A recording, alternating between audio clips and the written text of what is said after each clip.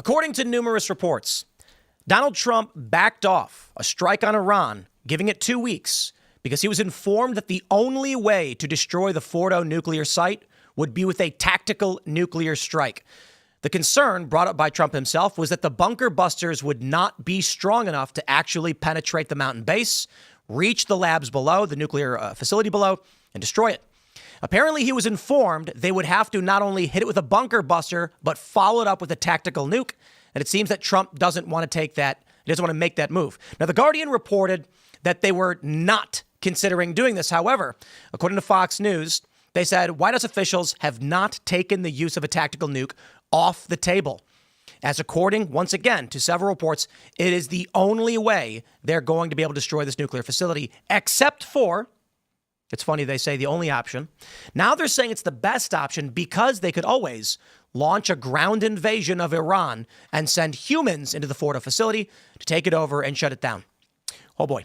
Hopefully this is a big ask. And what Trump is actually doing is saber rattling in the most extreme way possible so that Iran is forced to come to the table. But Donald Trump met with Steve Bannon recently, and he also got on the phone with Tucker Carlson. So it sounds like conversations are happening, at the very least, with the people who are staunchly opposed to U.S. involvement in Iran.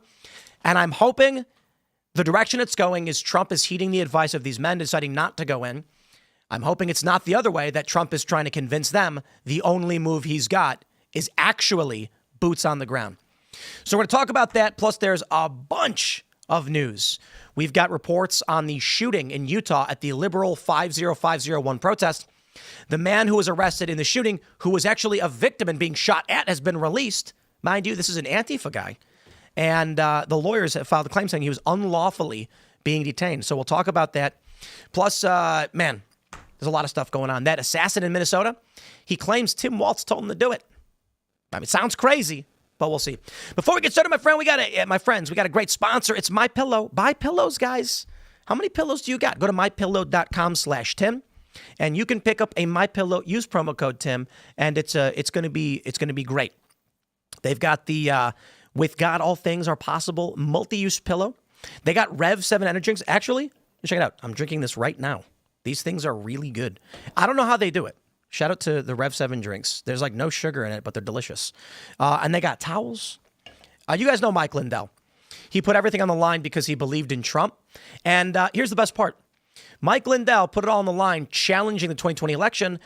Kash Patel has just put out declassified information from the FBI indicating that China was attempting to influence the 2020 election to cheat and help the Democrats by printing up fake IDs, licenses, so that Chinese individuals in this country, not citizens, could apply for mail-in votes and fraudulently vote. We'll see if anything else comes of that. But you guys go to mypillow.com/Tim. Check out all their amazing products. Use promo code Tim. Shout out to Mike Lindell. We do appreciate you sponsoring the show. And of course, castbrew.com. We got all the good coffee. We got 2 weeks till Christmas, gingerbread. We got Appalachian Nights, Rise with Roberto Jr. We even got coffee pods. Amazing. Check it out. Drink the coffee, support the show, and don't forget to also smash that like button. Share the show with everyone. Joining us tonight to talk about this and so much more is Stacy Washington. Hey, Tim. Who are you? What do you do? Stacy Washington. I host Stacy on the Right on Sirius XM. I also host Stacy Washington Now on Salem News Channel. I'm an Air Force veteran, 4th generation to serve in the military in my family. I'm a gun nut. I shot marksman on active duty. I like riding horses, reading books, and talking about politics. But when I'm not working, I'm married. We have 3 kids. They're all young adults. And so, I'm a rabidly, righteously American-loving patriot, but I like everybody. So if Democrats still want to be my friend after all that, come on in. All right. Well, it'll be great to hear about your experience and your thoughts on what's going on in Iran with all that. So it should be fun. Thanks for joining us. Yeah, thank you. Ian's here wearing weird clothes. Oh, thanks. I've been doing a lot of research on Iran, the history of Iran. Iran didn't exist until 1905, and it's heavily influenced by the British throughout the course of this country's lifetime. I'd like to see Persia, the rise of the Persian Republic, come to fruition one way or another. Anyway, but let's get to it. Phil Labonte. Hello, everybody. My name is Phil Labonte. I'm the lead singer of the heavy metal band All That Remains. I'm an anti-communist and a counter-revolutionary. Let's get into it. Let's start with this from Truth Out. Now, I'm going to tell you guys right away, Truth Out and New Republic. I got these two pulled up first. These are leftist publications. Keep that in mind. we're just going to walk through where we're currently at with this claim that Trump's best or only option in destroying Fordo is a nuclear weapon. Truthout reports, U.S. reportedly assesses only a nuclear bomb could destroy Iran nuclear facility. One expert has warned that attacks on nuclear facilities should never take place because of radioactive fallout. We have this from the New Republic. Trump White House considers dropping nukes on Iran. Fox News reports that Donald Trump may consider using nuclear weapons to eliminate Iran's Fordo nuclear facility. We have this from the Daily Mail exclusive. Pentagon insider reveals why Trump's best option is to use a tactical nuclear weapon to obliterate Iran's deadly labs, saying only a tactical nuclear warhead would be certain to destroy Iran's key uranium enrichment base hidden inside a mountain, a military official has told the Daily Mail.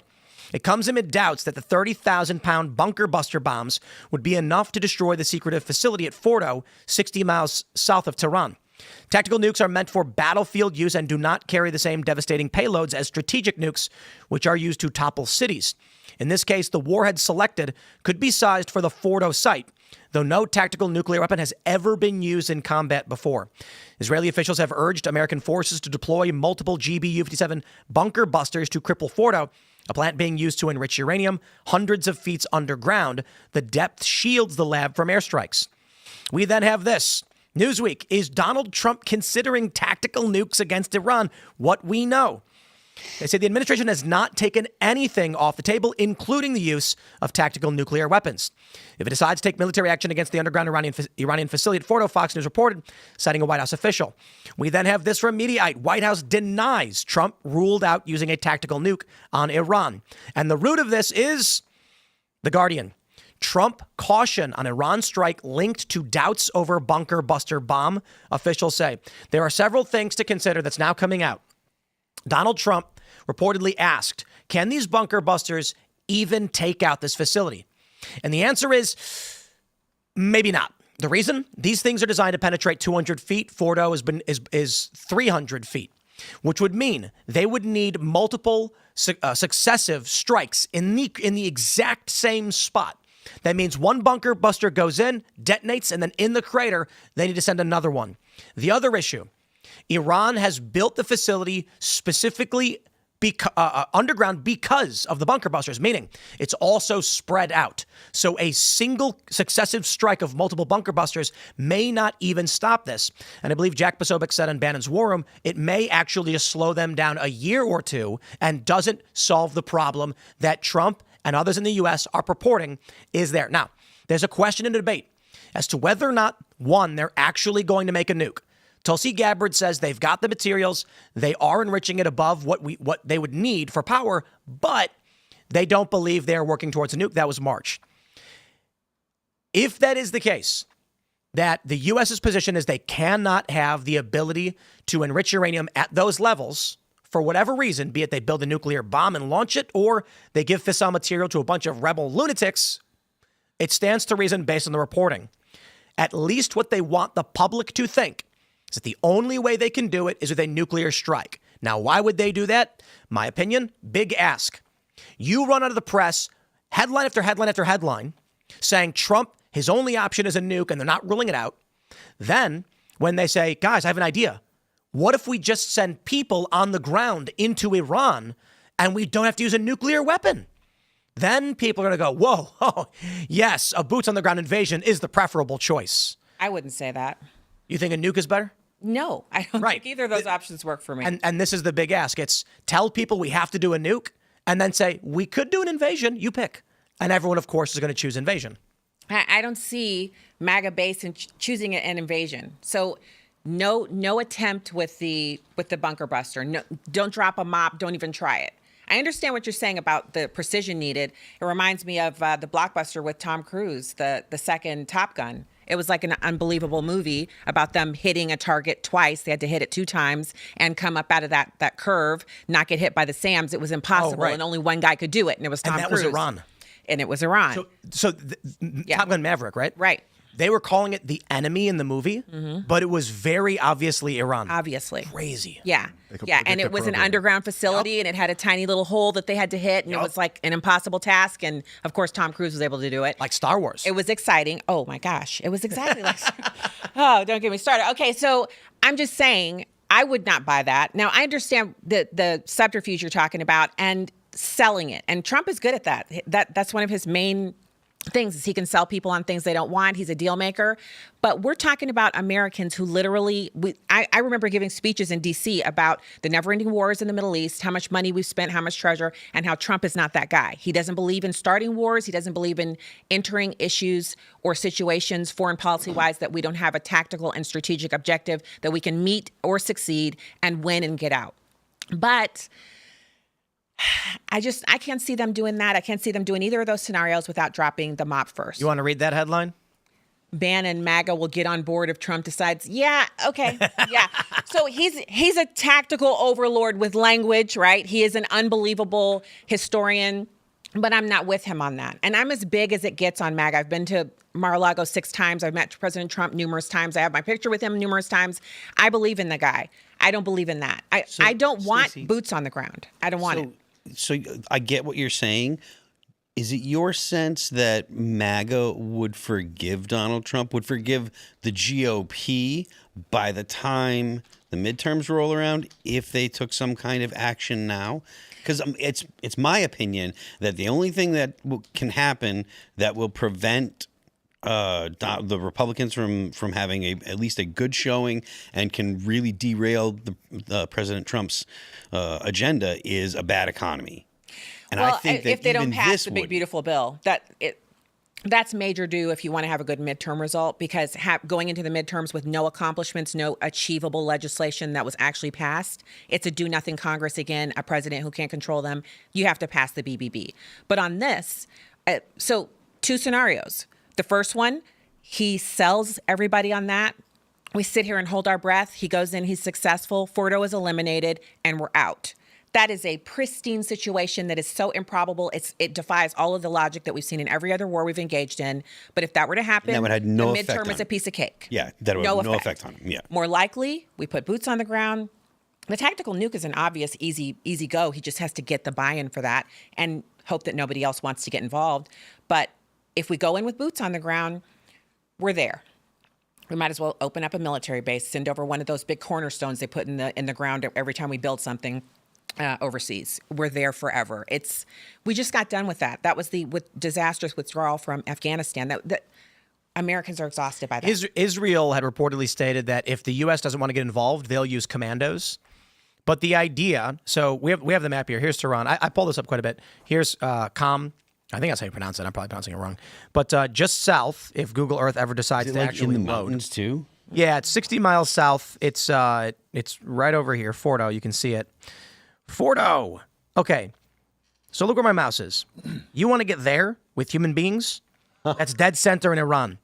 There's no way human beings are getting in there, getting in that facility and taking it out. You're going to need ordnance. They're going to have to carry that deep underground with a massive facility, which has what, like 1,000? How many personnel are down there? Thousands? Oh, that we know of. Who knows? And so you're not. Wait a minute. They control the airspace over Iran. They drop in the 101st Airborne, 82nd Airborne, and then they take control of the area. How are you getting out? I mean, obviously, you have to control the whole thing in order to get out. Literally, you said they couldn't get in. They can get in. Getting out is a problem. You drive out through Iraq. Literally, you drive to Baghdad, and all that drive gets from central Iran. Drive out. You're driving. They have to get to high ground. You're dropping. What are you driving? You're stealing. No. You don't. That wouldn't be just a commando raid. Like she said, they have no air cover. They have no air. Which means you're going to have to land planes. So you're going to find an airfield. Yeah, big army land stuff. A ton of them. Yeah, I'm talking about big army stuff. I'm fairly certain that if you started landing planes, even with control of the skies, you are going to be surrounded by hails of gunfire. Absolutely will be. So I don't see that as a reality to get humans on the ground unless you this is insane. You're going to have to, Tehran is 10 million people. I don't see a reality. So when they're largely on the move evacuating out, but we already have, I think, 18 Patriot battalions they moved over. that were elsewhere that they've moved into the Middle East. That was about a month ago. But sorry, I mean, 600 people each, plus all munitions and associated material. I'm just saying, in terms of the population density of the area, we're talking driving distance to 10 million people in a metro.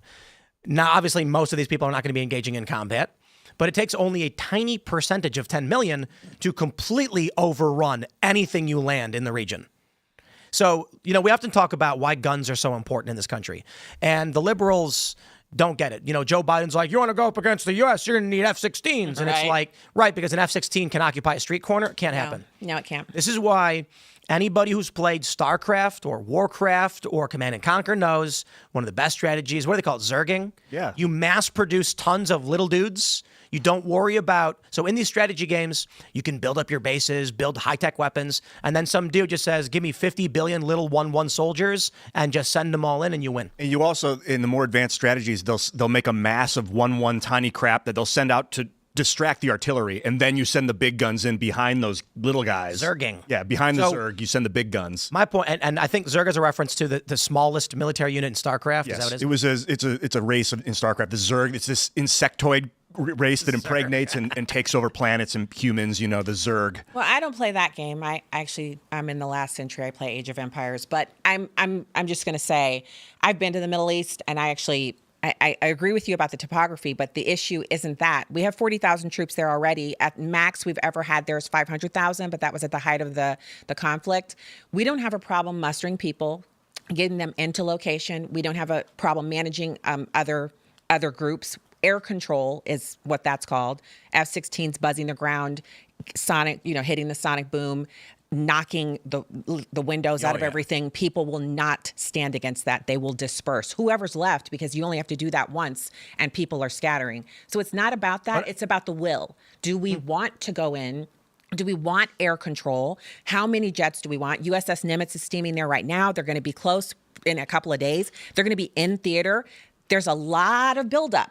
But let's try this. How many jets would you need for what is it called when it gets close to the ground and does a sonic boom? They're buzzing the ground, ground. basically clearing the area so that troops can move. How many of those jets do we have, and how long can they operate? We have 4 air forces. We have over 14,000 aircraft. So. But we're not going to send 14,000 fighter jets to we don't have to. No, once the USS Nimitz gets there, we'll have plenty. We'll have plenty in the area. There's 2 strike groups. That's a lot of air. But that's just what's on the water, Tim. We have air bases there. That's the 40,000. Certainly. I just am still not convinced that the central Iran, densely populated, will be so like that you're going to deal with single individuals with bombs and guns.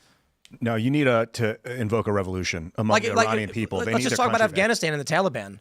I mean, we had all this. We were there for 20 years, and we still weren't able to stop a bunch of goat herders in caves with guns. But they had tunnels, and they had time on their hands. But these are major metro cities, highways, and there's weapons and infrastructure there already. So, I mean, we're not talking about going to cave guys with tunnels and, respect that is powerful defense. We're talking about a developed mountainous nation where we would have to land vehicles to send troops in to go into one site 60 miles south of Tehran, which I imagine is heavily fortified. And what's the purpose here? If we blew up the nuclear program, then what? In 3 years they have another one? It's obviously regime change. They want the. But that's what Bibi Netanyahu said on TV last week. So. I agree with you that the boots on the ground scenario is the worst one for us. It's the worst. It's the one the American people support the least. And I'm not talking about just MAGA people. Overall, 65% of Americans do not want war. So, and then the rest of them, I don't know if they're crazy nut jobs or who, how do we even get that big of a percentage? But I think, so President Trump has always been a flood the zone guy. He's always been like that. So that's what this feels like. He puts a lot of military equipment out front. He puts it in the face of the Iranians. They're still reeling. They lost 19 of their people over the past week. Leadership people. They're afraid. They're worried about traveling. They want to decamp from Iran. They can't because they're afraid they're going to get killed. They're now making some tacit promises that they won't kill this one. They won't kill that one. I think they're going to kill whoever they can. They've been very, very effective, the Israelis so far. But I can't see a scenario where we go in with tactical nukes and especially boots on the ground where we haven't tried the bunker buster. The thing about the bombs, and Posobiec mentioned this when he was talking to Steve Bannon, is that you don't know if it succeeded after the chaos and everything falls, explosions. Even if you bunker busted it and nuked it, you still wouldn't be able to confirm Why that can't you we blew leave up what that you to needed. the Israelis? Like, I hate the way it sounds to me is we're just talking about taking this whole thing over and it's going to be America and Iran. The Israelis picked this fight. They started it. I support Israel. I'm not against them, but let them go in and continue what they've gotten started. We bunker bust and then, back to you. You can kind of argue that the British and the Americans started it with overthrowing their democratic. In 1955, they overthrew the Mohammed Mossadegh. They overthrew their prime minister and they installed the king. Didn't happen, but you can't argue that now, 50 years later, 60 years later. Well, the reason the rise of the Islamic Republic occurred is because there's this autocratic king in control of their country that was shoved in there by the British and the Americans in 1955, Operation Ajax, it was called. They were tired of the democratically elected prime minister of Iran nationalizing their oil and auditing the Iranian oil company and trying to make a legitimate country for his people. They wanted control of the country, and they got it until 1979. And then the Shah, what's his name? Ruhollah Khomeini comes along and he's like, fuck the monarchy. He had no solution. He just knew what the problem was. So he screamed about the problem. They put him in charge and then he lied to them. He told them, I'm going to make you a republic. And then he turned it into an autocratic theocracy. So as revolutions tend to go, Yeah, it's so similar to the Soviet Revolution. You get this Lenin guy comes in, just like the Ayatollah comes in. 10 years later, he's dead. And the new guy now, we got Ali Khomeini, who's a real who's like the Stalin. He dispersed parliament in 1990, went full autocracy. That's what Homer was talking about, huh? Who was talking about it? Homer Simpson? He's talking about all the Ayatollahs before. Because No, he's talking about Khomeini. He was definitely talking about Ruhollah Khomeini, the first one. He was like, which is interesting because Khomeini is the current one. Here you go, everybody. Yeah. Just some context from the 90s. That's Ruhollah. Can we get rid of this Ayatollah T-shirt? Khomeini died years ago. But Marge, it works on any Ayatollah. Ayatollah Nakhbada, Ayatollah Zahedi. Even as we speak, Ayatollah Razmara and his cadre of fanatics are consolidating their power. I don't care who's consolidating their power. I agree. I don't care who's consolidating their power. Why are we involved? He got in, and the Ayatollah, he was whatever. I don't know. In 10 years, he didn't destroy Parliament. It was the next guy that came in, this theocratic regime that took over after the Ayatollah died, after Khomeini died. So I don't know. So real quick, and I mean this honestly, why should I care? Because when a psychotic regime gets in power, they can decimate everything. What does that mean? Hitler, the argument here is if in 1938 the French, who had the biggest and most powerful military on earth and the best tanks on earth, had invaded Germany with the British, they would have stomped the Germans. They would have taken Hitler out of power. If the French attacked Germany before in 1938, because Germany was still fledgling, they had a big military, but it was either East or in the West. The French were ready to rock. They just didn't anticipate the sneak attack. So if it was the Maginot Line, and they thought they wasn't going to be penetrated, and then Hitler just went around it, and they were like, crap. Yeah, and they had tanks. They had amazing, big, beautiful tanks, but they would keep the tanks with their infantry. That was the modern war tactic of the day, is your tanks support your infantry. They move at infantry speed, so they're very slow. But the Germans made divisions of tanks, so they were super quick. They could get behind your lines. If the British and the French had stomped Hitler before that and taken him out of power, this ridiculously unfounded Nazi regime that was just killing to get power, if they'd taken him out, They would have stopped it sooner. And we may not have seen World War II. They were still... We may not have seen a world. It might have been a worse world war. You never know. And you make an interesting point. Maybe we should send boots on the ground into Iran to prevent World War III. This is what your argument is. Well, this is what the Israeli government and Benjamin Netanyahu's been saying for like 20 years, and I've just thought of him as a raving madman. But now, just real quick, you take one look at Ian and you see this like long hair and this weird jacket, and you're like, this guy's gonna be a hippie, and he's like, we have to invade Iran. Earlier you made a remark, and I was just like, man, you just sound like a CIA. Interesting. Well, this is the mindset of the people that want to topple the Iranian regime. Is they see it as like a potential Nazi regime about to attack. When you were like, we need to start a revolution over there, I'm like, that's what the CIA does. I want to see the Iranians have their when Iranians should have their republic. They're supposed to be it's called the Iranian Republic, and it's a theocratic autocracy. Ian has also in the past called for spreading American constitutional democracy to other countries. What if it just turned out he was CIA the whole time? and it's all an act? I think I like the culture victory, or the scientific victory. If you can convince people to rise up and create their own democracies, that's the way to go. But people aren't really ready for that. Okay, so this is like the Star Trek, where they had the prime directive. You can't go in and drop technology on primitive people. They did anyway. They did, but I mean, they did have the prime directive. They at least thought they wanted to do what was right.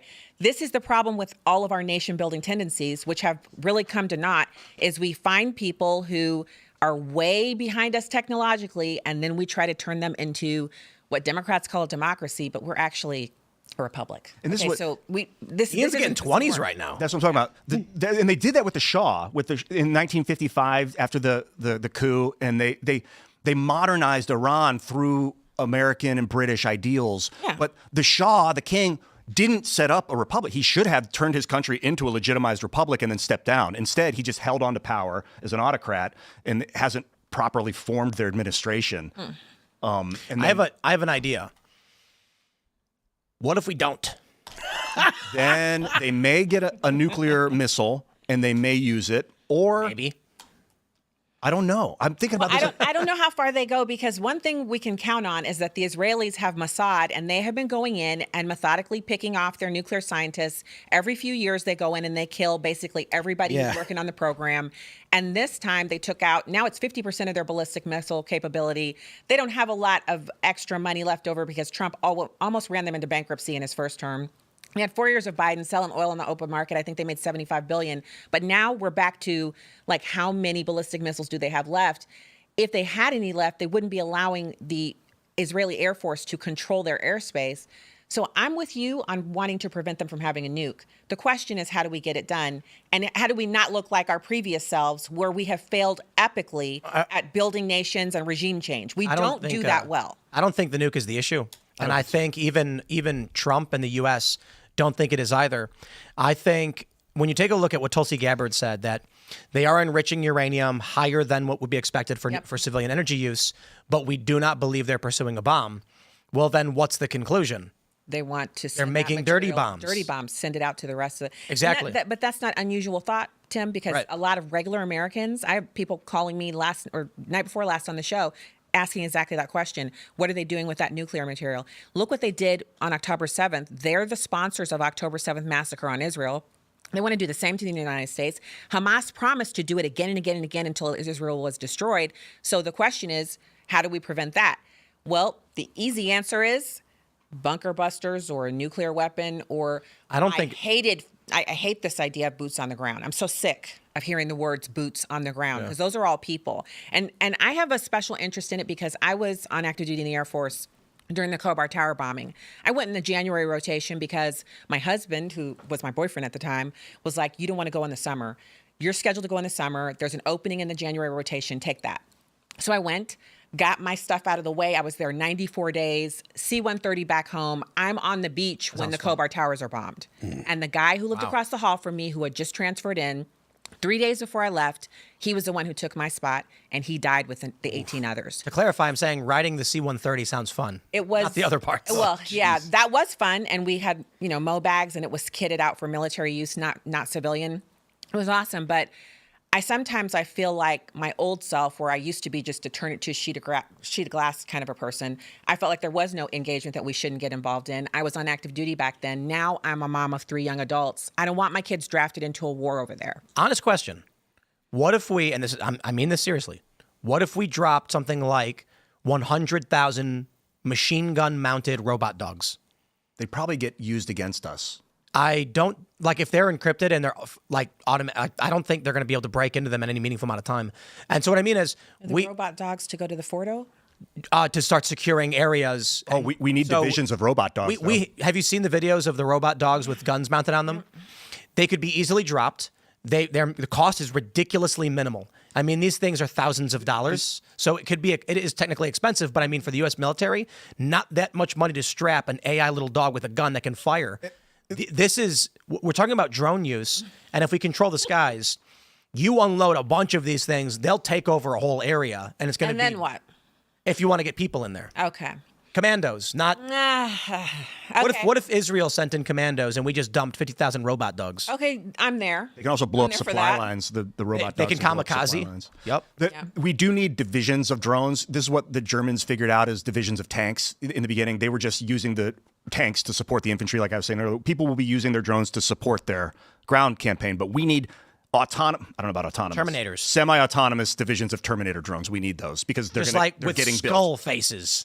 Well, Yeah, the make 'em Israelis already used drones during this current Flying ones. yeah, they had flying drones in there, and they were doing really well with them. They But set they- up drone base beforehand. They actually Yeah. snuck in. I'm curious about when so a lot of people think that we'll get to the point where humanoid autonomous machines will be running in. I don't think so. There's no reason to send humanoids are good for moving dishes into the dishwasher or taking groceries from the car.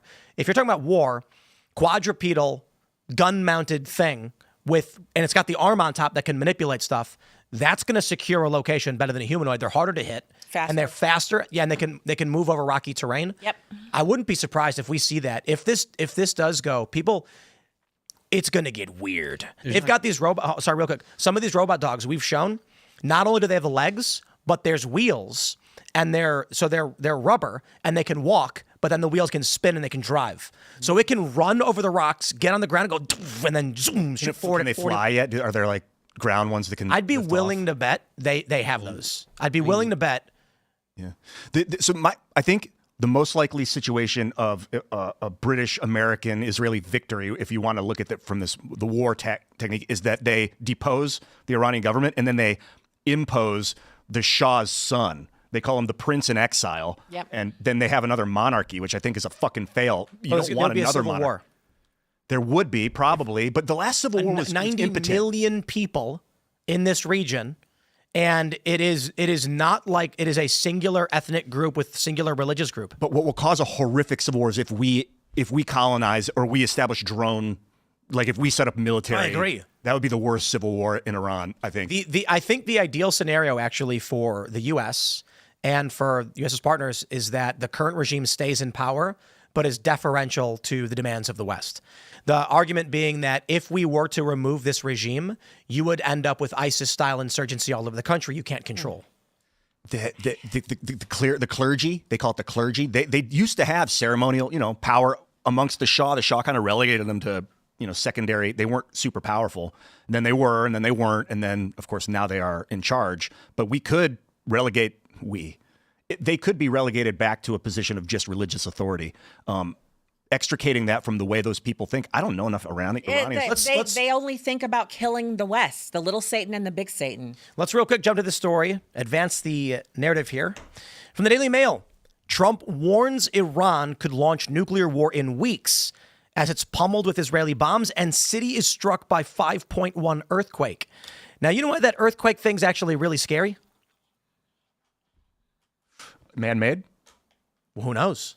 The argument being, was it an earthquake? Was it testing a nuclear weapon? Or was it a bunker buster? Or were they testing a nuclear weapon? Or like deep underground? denial weapons, like vibration tech. They might have been. I don't know about that, maybe. Nikola Tesla But set off an earthquake in Lower Manhattan. A lot of the speculation is immediately like, did China bring in the components to finish the nuclear weapon?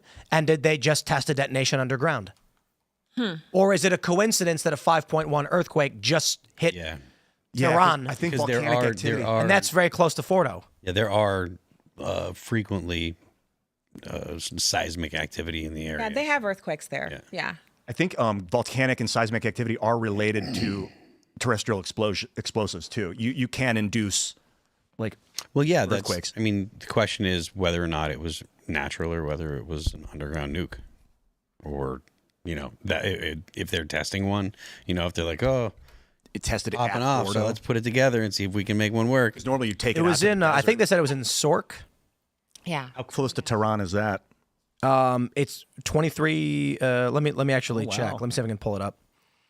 Let's see. Maybe they are testing what they got. It is actually rather far away from Tehran. So they would test it far away from Tehran if they're going to test it. This is something Scott Indeed, and Horton. it is kind of in the middle of nowhere. Scott Horton was talking about the differentials of the nuclear fissile material. You got your plutonium and then you got uranium. The enriched uranium bombs, well, they make bombs. They don't make missiles because it's so heavy. You need a big big bomb. That's what they dropped on Hiroshima. Then the plutonium stuff you can put on the end of a missile. It's a lot lighter, but the Iranians don't have access to that stuff. They don't have the plutonium enrichment capabilities. They have the uranium. Right. But that doesn't indicate that they're going to be able to shoot a missile with it anywhere. They'd have to load it into a big plane, and it'd be very obvious. They don't have the delivery system for that. Not for air-based, but there are other ways of launching. You can launch. Oh, okay, wait, sorry. missile from the Correction. ground. It actually is rather close to Tehran. So they're saying it's south of Semnan City, not province, which is probably within 60 to 100 miles of Tehran. Okay. Like Interesting. we would take ours Not too out. far from Fordo. Is it like the middle of the desert where there's not a lot of stuff? Yes, it is. All right. Well, that could be a secondary target. Put it on the map, guys. Interesting. The Defense Department wants some help. Let me know.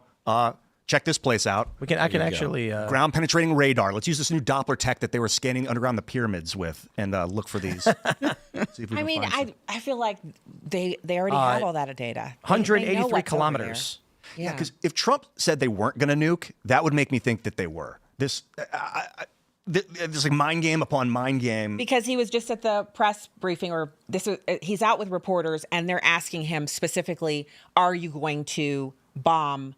Are you going to bomb on behalf of the Israelis?" And he said, "What? That's the dumbest question I've ever heard. Why would I tell you that?" So, talking about the nuclear, this story, how often do we play stories? Our media is a part of the story.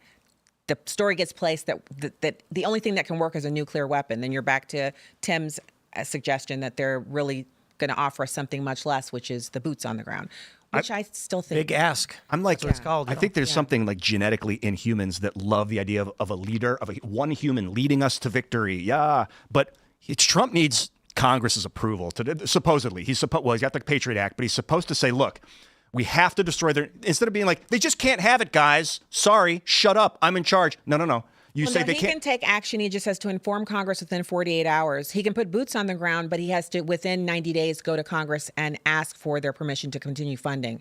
So he has a lot of room to do things immediately, but then afterwards he has to mop it up. Is that because of the post-Patriot Act, or is that what it was? Pre-Patriot Act. Yeah, he's always had the ability to he can just do a few things, 48 hours to notify Congress. Now, I don't know about the nuclear. I don't know if the launching nuclear weapons falls under that. Blowing up an enemy ship maybe would be considered We're because doing it's all that. emergency and you don't have time to appeal to Congress. That's Not even really an emergency. The argument. Department of Defense can do it. President Trump authorizes from the Situation Room. They inform Congress within 48 hours. He's within the rules of declaring. That's how conflicts. Okay, all right. I mean, you didn't know that? No, not that. No. I thought He's Woodrow, commander in chief of the military. He's allowed to. He can fully direct the military to do operations. And Ian, when was the last time you went to the White House? I don't think I've ever been. You've never been? I've never been. Never been. I watched that in totality 2 days ago. I was like, I owe it to Dave Smith and Douglas. I got to watch this. Here we are. Look at us. Hubbub? Have you been to Iran? No. Oh well, who? None of us have. I've been to Saudi Arabia. I've been falsely accused of going to a Holocaust deniers conference in Iran by the SPLC, which is not true. 2 weeks ago, someone Close. called into an earlier program on Sirius and accused me of being an honorary member, having received honorary membership in the KKK for hating blacks. Here's another thing about them trying to stop their bomb. Well, the Get them from KKK's getting a new bomb. DEI program is, I mean, if they want me, they can honor me as long as they like. I obviously don't care for the KKK. But anyway, Tim, what I want to know is, because obviously we're sitting around here at this table discussing this, I wish, if talk about going to the White House, I want to go in the Situation Room and just sit in on the discussion surrounding what they actually know about Fordo. I feel like they know so much more than what we could possibly. This was my concern with Trump meeting with Bannon, because and apparently, I don't know, I think Tucker called Trump and then apologized for saying that he went a little too far with the things he had said, because Tucker had said that Trump was complicit in this war, but then also said Trump was negotiating in good faith to stop it. So I think Tucker deserves a great deal of respect in that regard. But meeting with Bannon and the talk with Tucker, my concern is Trump's basically saying to them, guys, you know me, here's why. Like, Bannon worked with Trump in the White House. Bannon's like, no, we can't do this. Trump sits down with Bannon and says, here's what I can tell you. Slides a piece of paper over him and be like, this is why we do what we do. And then Bannon might be like, holy crap. But so, like, if the president, any president, were just like, I want to fire missiles at that building in that country. They can just do it. And then they have 48 hours to go to Congress and be like, well, hold on. And they can do it over and over and over and over and over again. No, Ian, that's not how it works. The president, if he wants to blow up a building, can just do it, and he goes to no one, and then just smiles, puts on a tan suit, and everyone forgets about it. That's post-Patriot Act reality, but before that, Congress is supposed to issue the war declaration. Let me tell you about Barack Obama's disposition matrix, where he'd be like, Americans. He'd be like, kill that guy, and then he went to no one. And no one did anything about it. They didn't do anything because he was first black president. You couldn't be on the wrong side of history by disagreeing with him. The reason I'm bringing this up He's is just straight up killing people. He was, and Americans at that. I mean, obviously the guy was, hanging out with Al-Qaeda, but he was still an American citizen. the way that Trump is not even dangling Anwar, it. his kid. Right. Abdurrahman wasn't hanging out with anybody. He was just eating Yemeni food. The way that Trump is dangling the power right now of like, well, I could nuke him, or maybe I want. It's like one guy. We're supposed to have a democracy that prevents one guy from having that kind of power. No. Yes. No. Your checks. Hey, listen to me. No. In the Tell me why. Because in the Constitution, it clearly says that the president is the commander in chief of the military. Yeah. The Constitution intentionally gave the power to command the military to the president. It's Article 2 power. Not the war declaration capacity. No, not not to declare. declarations. But he can engage in strikes. He can move military around.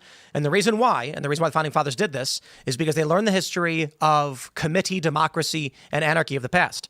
Great examples throughout history of when committees were gathering, like, we've been invaded, what should we do? Senate meeting, and they all run together, and then their cities are being ransacked. And 3 weeks later, they're still meeting at the table while everything's going wrong. Right. So that's why he can respond immediately, because the president is the only one who gets the highly classified briefings on a daily basis or every other day or whatever schedule he sets, where he gets intel briefings on what's going on around the world. And the requests are then made by the Department of Defense or whoever that they want to move these troops or do this or that, or this general wants to, like the testimony that I can't remember the guy's name, but he was in charge. He had been called on the carpet by a bunch of female congresswomen, and they were upset with him because he gave the order to kill 200 mercenaries that were in between our operators and their targets in Syria. And he said, yeah, I gave the order and we eliminated them because they were mercenaries and they're affiliated with no other military, so we were not required to give any notice. We wiped them out because they were in our way. Next question. Well, he was able to do that because he'd been given authorization, and that was the rules of engagement and how far he could go set by every president. Like President Trump authorized the dropping of the MOAB during his first term. He gave that authorization. And then he said afterwards, if you need to use it again, we don't have to go through all these hoops, just do it. So they used it one time. But it's up to the president to set the rules of engagement and what type of authorizations they need from him.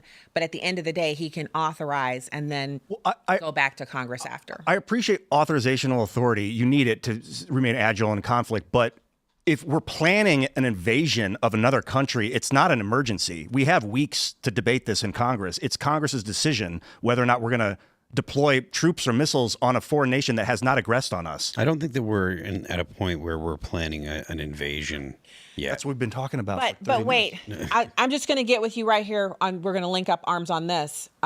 Congressional authority should mean that they're already in meetings with him demanding to know when he's going to come and present his plans to Congress. But we haven't had a Congress like that since I've been an adult.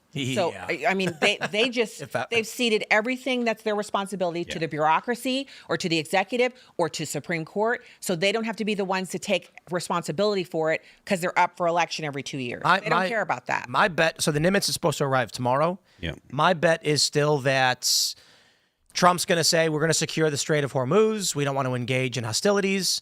Then, for whatever reason, I'm not going to speculate as anything beyond, U.S. forces are attacked in the region by Iran or Iranian-backed forces, and then the U.S. says we have no choice but to intervene. They'll find a Gulf of Iranian Tonkin 2.0. passport floating in the water. It's proof it was an Iranian submarine. That's a shout out to 9/11. Shout out to 9/11. Check it out. They found his passport. I think I've heard of it. It's proof. Well, okay. Shout it out. I think you might be right, Tim. The false flag potential right now. And again, I'm not speculating it's false flag. It could even be a video of a thing getting blown up. So already we've got several tankers have been either collided or disrupted because of the communications, the jamming. There have been reports that the tankers that are going through the Strait of Hormuz are registering as being in rural Russia because of the signal jamming that's already going on because of the war. Iran is reportedly threatening to shut the strait down. Yeah. It's a power move they have because they control so much of it, which is going to piss off the Asian Peninsula, or I'm sorry, the Arabic Peninsula. And so the U.S. is going to say, and this is all speculative, I'm probably wrong, maybe it's a 7% chance happening, we are simply going to secure the access from the Persian Gulf out to the Indian Ocean so that our trade partners can keep trading their fuels and supplies. And then all of a sudden, there's an explosion on the Nimitz. There's a loss of life. Reports all across the U.S. saying Iran has formally attacked. And then they're going to say, this is war, and how could you disagree? And it triggers a defensive pact, I'm sure, somewhere. Being the one that got attacked gives all your Bahrain, defensive allies a chance. Qatar, Saudi Arabia, they'll all say, like, this is horrible. We condemn this attack. We stand with the United States. And then you get war. I got mixed feelings on the Iranian. I mean, I can't. I will say this. Look, considering the way things are going in Trump's first term with the Abraham Accords, I'd love it if Iran, if there was a meaningful diplomatic way that changed the culture or the government structure by which the Abraham Accords could succeed without Iranian influence. Interference. Yeah, absolutely. Yeah. And so I think one of the things that a lot of these neocon types, interventionalists are looking at is Trump hit a grand slam with the Abraham Accords. Normalization of trade with Israel and other Muslim nations. Iran's the holdout. I mean, they are the major thorn in the side of these agreements. Trump wants world peace. I genuinely believe that. And you can make every argument you want. But I would say to the leftists, when they're like, Trump doesn't care about, he's an ego. Then my argument to liberals is this. Trump's got such an ego. He wants a gigantic golden statue of him for all time of the man who brought about world peace. Yeah. He wants that legacy.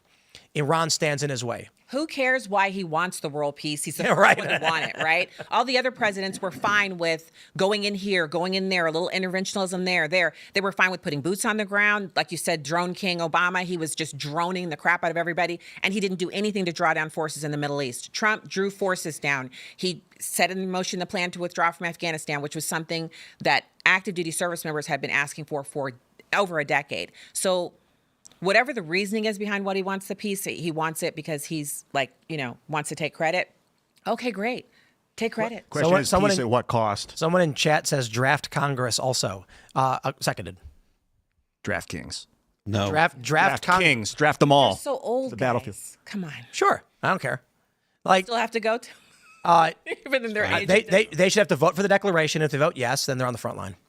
Like when I'm looking at, if this was a video game, which it's not obviously, like a game of Civilization, and you've got this one country that's this radical theocracy that's like hell-bent on attacking, like, of course you have to remove them from the playing board if you want to win the game. Well, I continue playing or they're going to attack you. I got to tell you, Ian, I've played many a game of Civilization. Here's the way I play. You ever play Civilization? No. One of the greatest games ever, but the new one apparently was miserably Yes, I've bad. heard that. But what I do is I usually just the game starts and you're like a little nomadic settler and you build a little city. I immediately produce settlers and I secure a large swath of land for my country. It's like Age of Empires. Yeah. Okay. And then Turn-based. what I do is I heavily focus on developing technology, make a strong military, and the moment anyone attacks, I flatten them. Kind of like NATO. So I will not invade anybody. I'll mind my own business.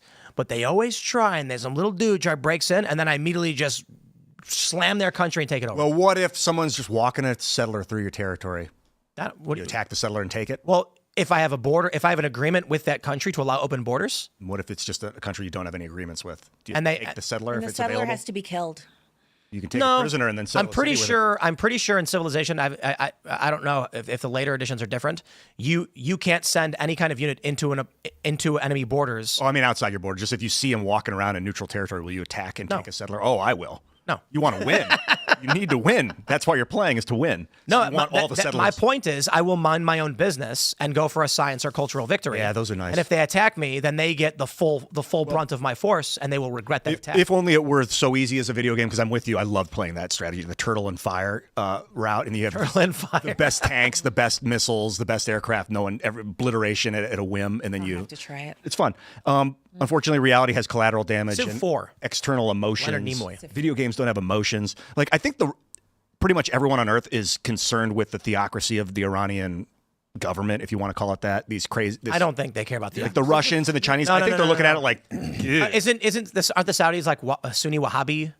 They are, Yes. but they're very westernized. They put aside all of the kind of more problematic tenets of Islam because they really want to have a good relationship with the West, especially the United States. And we have our bases there. Yeah. You know, they just recently, a few years back, allowed women to drive. I drove Yes. when I was stationed there. I drove, but I had to have on a Saudi military Arabia. uniform and my hat on. Wow. Because you can't be driving there as a woman unless you're on active duty back then. Now women can drive. They're slowly modernizing in ways that we would notice, but for them, it's huge steps. What about like race issues in Saudi Arabia? When I was there, my gosh, those people were so nice. Like, we went off base so my main concern was not the people, it was the religious police, because you can't show your wrist bone, your collarbone, or your ankle bone as a woman. So I had to wear jeans and long sleeve shirts, sweatshirts, had to be buttoned up to the neck because they can't see this, or the religious police can beat you. They have the little Even as billy a clubs. U.S. troop. Well, they would give you a warning, but you'd have to immediately leave the area. And I was told by my commander, we don't want incidents here. So you're not Right. going to show those things because we don't want to have to come rescue you Yeah. from the police. But the big deal with the Saudis is, didn't President Trump just give him a nickname? He said, "This is my friend Johnny." MBS, his nickname is now Johnny. I mean, these people really want to be in close relationship with America. They do. So the idea, it's not so much that the rest of the world hates the theocracy of Iran. They hate Iran funding the Houthis, the Yemenis, the Hamas, the terror attack on Israel. They hate them funding that. And they have killed American troops. They have kidnapped our troops and our soldiers. We can attribute up to 600 of our troop deaths over the last 20 years to the Iranians directly. I want regime change in Iran. I want regime change in Russia and China. I'm just not willing to advocate U.S. intervention for those things. I think it's fair to say that we look at many of the BRICS nations and they're bad and we don't like them. But to what extent are people willing to sacrifice other people's blood and treasure to get something that they hope for? When we have all this crap going on here at home, the homeless people, the encampments, the violence of the left. I saw a video earlier today that it was viral. It was on Instagram of this black guy, and he's like kind of leaned back talking about how the Democrats are morphing into America's Hamas. And I was like, wow, that's extreme. And so he goes through this list of things that I don't know if I Democrats are disagree. doing. Well, I couldn't either. At the end of it, I was like, oh, I see your point. But that's a real problem we need to address. Like, we need to address that. And there's the other issue. I wrote about this in my book. What if we took the amount of money and energy we've spent in the Middle East and instead spent that in Mexico? My gosh, we're 30 some odd % of their GDP is remittances and American businesses in their country. They're literally the original 51st state. They're talking about taking back the territory that they lost in the Mexican War. I have such a problem with that. They had it for 27 years or something like that. The U.S. has had it for like 150 Right. or whatever. Like, Well, shut we up. bought it for $15 million and they gave the rest up because we won the war. Oh, That's a God. non-issue. But It's they talk so about that. What frustrating. I'm saying is, why are we allowing a narco state to operate to our south when it's so dangerous for us, losing 125,000 people to fentanyl deaths and overdoses, when we could easily stop that by manipulating China into stopping the fentanyl transport, and manipulate the Mexicans by saying, look, if you don't stop this, if you don't seal up the border on your own dime, we'll shut every American plant and your company down, and we'll shut them down for, 12 months, because we don't need you. We have Americans who'll do those jobs. I think Trump would not be as successful trying to play this like straightforward, normal diplomatic approach. I think Trump's Yosemite Sam strategy, where he's firing wildly into the air and you don't know what he's going to do. And I'm half kidding, but Trump's when he's talking about these news reports about nukes, then saying 2 weeks. I've read some assessments. Obviously, people who like Trump say he's playing 5D chess all the time. But one of the assessments that I was reading was that Trump basically floats the idea intentionally that nukes are on the table, without saying, yes, we're going to nuke you, but, I don't know, that's what they're telling me, because he wants Iran to be concerned that Trump's a crazy enough guy to actually do it. It's never been done before. But also, waiting 2 weeks puts Iran in a pressure cooker where they have to sustain rocket fire on Israel without knowing whether the U.S. will intervene. And Iran needs to hold back some of its missiles in the event the U.S. does launch an attack. In these next 2 weeks, they're going to be looking at their depleting stockpile saying, do we hold these back because the U.S. might come in? If they say yes, then they're in a weakened stance against Israel. But they're already holding them back because they did like 175 and then 70 and then 25. They're already holding them back. And it may be because Trump has said, but if they're holding them back, that means Israel's going to take less fire. They're going to be able to. They may be able to replenish interceptors, and then after 2 weeks, Trump goes, "No, we ain't doing nothing." And then Iran's been sitting on a stockpile they haven't used. So he's basically put them in a bind where they can't make a move. Well, I mean, that makes sense. But again, the Yosemite Sam thing that people attribute to Trump, I love that because if you sit in a room, if you listen to the people who sit around with Trump all the time, they tell stories about how knowledgeable he is. Like he knows all the troop strengths and the locations of all the countries around Iran. And he can draw a map on a regular blank sheet of paper and tell you where all the troops are. And he asks questions about why are these 500 guys right here? Well, why don't we get them out of there because they're right in the line of fire and we don't need them there anymore. Yeah. That's the kind of commander in chief he is. So Yosemite Sam is the outer, like that's the presentation. But underneath, the man has a mind like a steel trap. He never forgets anything. And he has a strategy for what he's trying to get done. Who are our top generals that he works with? Oh, I don't know their names. That's surprised. It's kind of the first time in history or in American. Normally we have like very famous American generals. So it's kind of strange that there aren't. Like we had Colin Powell up until. Oh, I know. Now he was very, very out front. I should know this off the top of my head, and I don't know why I'm. I don't know, but I do know that it was Wesley Hunt. Wesley Clark. What is his name? He's a legislator out of Texas who had been sitting with President Trump, and he told that story at one of the holiday events. He was talking about sitting with President Trump and him drawing this map out and talking about troop strengths. So my big deal is, I just think President Trump has a plan for it. But I'm not, so people will say, oh, you're a cultist. I'm not a cultist. But I do think the man has a record of results. He drove ISIS out of business during the first term. He got the Abraham Accords, as you mentioned. And he was very strong on recruitment. And then we were down 24,000 in 1 year in recruiting in the Army. They eliminated 12,000 positions to try to keep the numbers from being that bad. Now we've met our recruiting goals for the U.S. Navy. We're in month 6 of the year. And we've got 58,000 new seamen coming in. So his methodology works. We're now refilling our military ranks, but we're not there yet. We don't need a conflict that involves boots on the ground because we are low on troop strengths. And our military as it is now, according to Pete Hegseth, there's a lot of people who their body shape is like mine when it should have been like mine when I was on active heard duty. That that's not good. What did they say? The Navy filled its recruitment quota 3 months early? Yeah. Pete Hegseth, let's go. Yeah. He's been going out meeting with these guys and talking to them and bringing them in. It's amazing.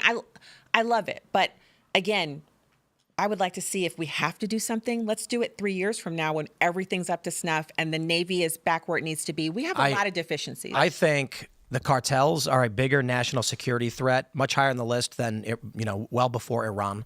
And it's silly that Ukraine and Iran are such huge priorities for our government and our media apparatus when for 4 years Joe Biden had a porous open border with drug smugglers, cartels, coyotes, etc. And the human trafficking. Insane. Human trafficking. I mean, so people don't really understand what it means when we lose 350,000 minors who are unaccompanied minors from foreign countries. We lose 350,000 of them. I think so far they've only found 75,000. So they're working in chicken processing plants and they are sexual slaves. They're slaves in some of these leftist homes. They're like living there full time and working for free. They're not going to school. They're not having a childhood. They're slaves here. But if we deport them, who's going to pick our crops? Well, I know, because Jasmine Crockett said, ain't none of us doing any of that anymore. We've come up. Okay, so it's like replace the slaves. Oh my gosh, I know. I don't even think she understood what she said. She was saying it's our turn now. Well, it's the Mexicans and the Northern Triangle countries' turns now. Did you guys see Michael Malice in that video? I think so. He's wearing the suit with the white wig, and he says he said the solution for reparations.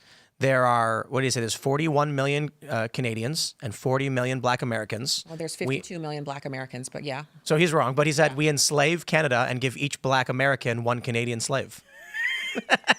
Do you understand how I don't want that? I don't want a Canadian to be responsible for. My gosh, have you seen some of the Canadians they have? Those people are hardcore leftists.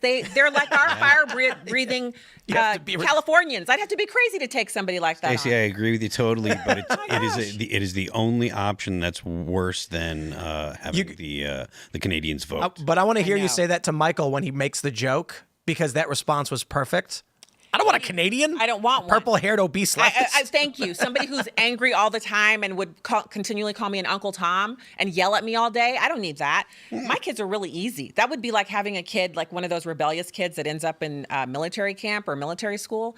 That's horrible. Nobody wants a Canadian. I think the reason why they've deprioritized the Mexican cartels, which I agree seem to be a big problem, is because a lot of fentanyl's coming through Canada, more than has been realized, most of it. I don't even know, maybe most is the wrong word, a lot, especially since the border's been shut down. Right. Chinese will run the precursor to the fentanyl development into Canada. The Canadians will develop it, and then they'll sometimes, it goes back and forth between Canada and China, and then across the porous border. So Canada becomes a territory. Let me float my ideas. Here are all my good ideas. Man. Canada is a territory because we can't give them 2 senators, and we certainly couldn't give them, the number of congressmen they would get because they're actually their population is bigger than California. You So get they like have more. 50 or 60. They would get a lot. So we don't want that. So they're a territory that they have no votes. They're just now on the dole, but we own them, so it's a good thing. We could do some more military installations up there because we'll just basically go up top. And then with Greenland, we take that over because we have the money to buy them out. They have a deficit every year of $650 million. We just fill that up because that's nothing. That's not even a rounding error for us. Yeah. A rounding error for us is $6 billion. So we give them $650 million a year. We own that. A few more military bases, some tourism, ship some regular Americans up there. And then Mexico, we basically eliminate the drug cartels, and Claudia Sheinbaum becomes a governor. And that's a whole state, the Mexico, but we divide it basically some kind of division that Do they get doesn't give senators? Mexico has I states. think so. It's big. It's the United Mexican States. There's like 40 states in Mexico. So Yeah. I think the United States of America is Mexican America, and it's Right. all Northern America. We're all Americans. We're First all thing- United first thing States. we do. Totally wrong. First thing That's we all do. true. Wrong. I just want to say. Okay. All right. Come on. When we I don't know about Ian. when we occupy Canada, we force them to mass produce poutine to deliver to the lower 50 states that we can enjoy, and we seize their strategic maple syrup reserve. Yep. That's a real It thing. sounds delicious, but I don't think we can invade Do we Canada. not have enough maple syrup of our own? I will say we can it's not invade about Canada, it's not and about we will enough. It's about Owning that? we want. It's that you always need more. The problem with joking about invading Canada is it's like beating your little brother, and he'll grow up to destroy you. So you gotta take them seriously. Don't fuck with the Canadians. They're our best friends in the world, Bro. As someone from another country, they're are the they? most like There's- us of anyone Ian, else. For agricultural reasons, there's no way that Canada grows up to crush the United They would just States. side with China. China would be like, we will give you full autonomy to be your own independent state, and we will fund your military. That would be the them beating us back if it came to Canadians that. don't really have a military anymore. So they because either appeal to us or to the Chinese. Sorry to Right, interrupt but you. we are their military. We are their big fat. What is that guy, Mm-hmm. Tosh? He has a joke about it. He says America is the big fat, like Hog. Tosh.0? belt of security or something like that for the thought you were going Canadians. somewhere else. He basically says they don't have to worry about anything because America's here, and so therefore they are safe in perpetuity. They got scared during their last election because all this rhetoric about we're going to conquer Canada. And it's like, haha, kind of funny, but they were terrified. A lot of terrified people that I voted talked in to Carney. Conrad Black, and Makes you it know what he funnier. told me the reason why they don't want to be a part of the United States? Because we have a history of slavery and they do not. And I was like,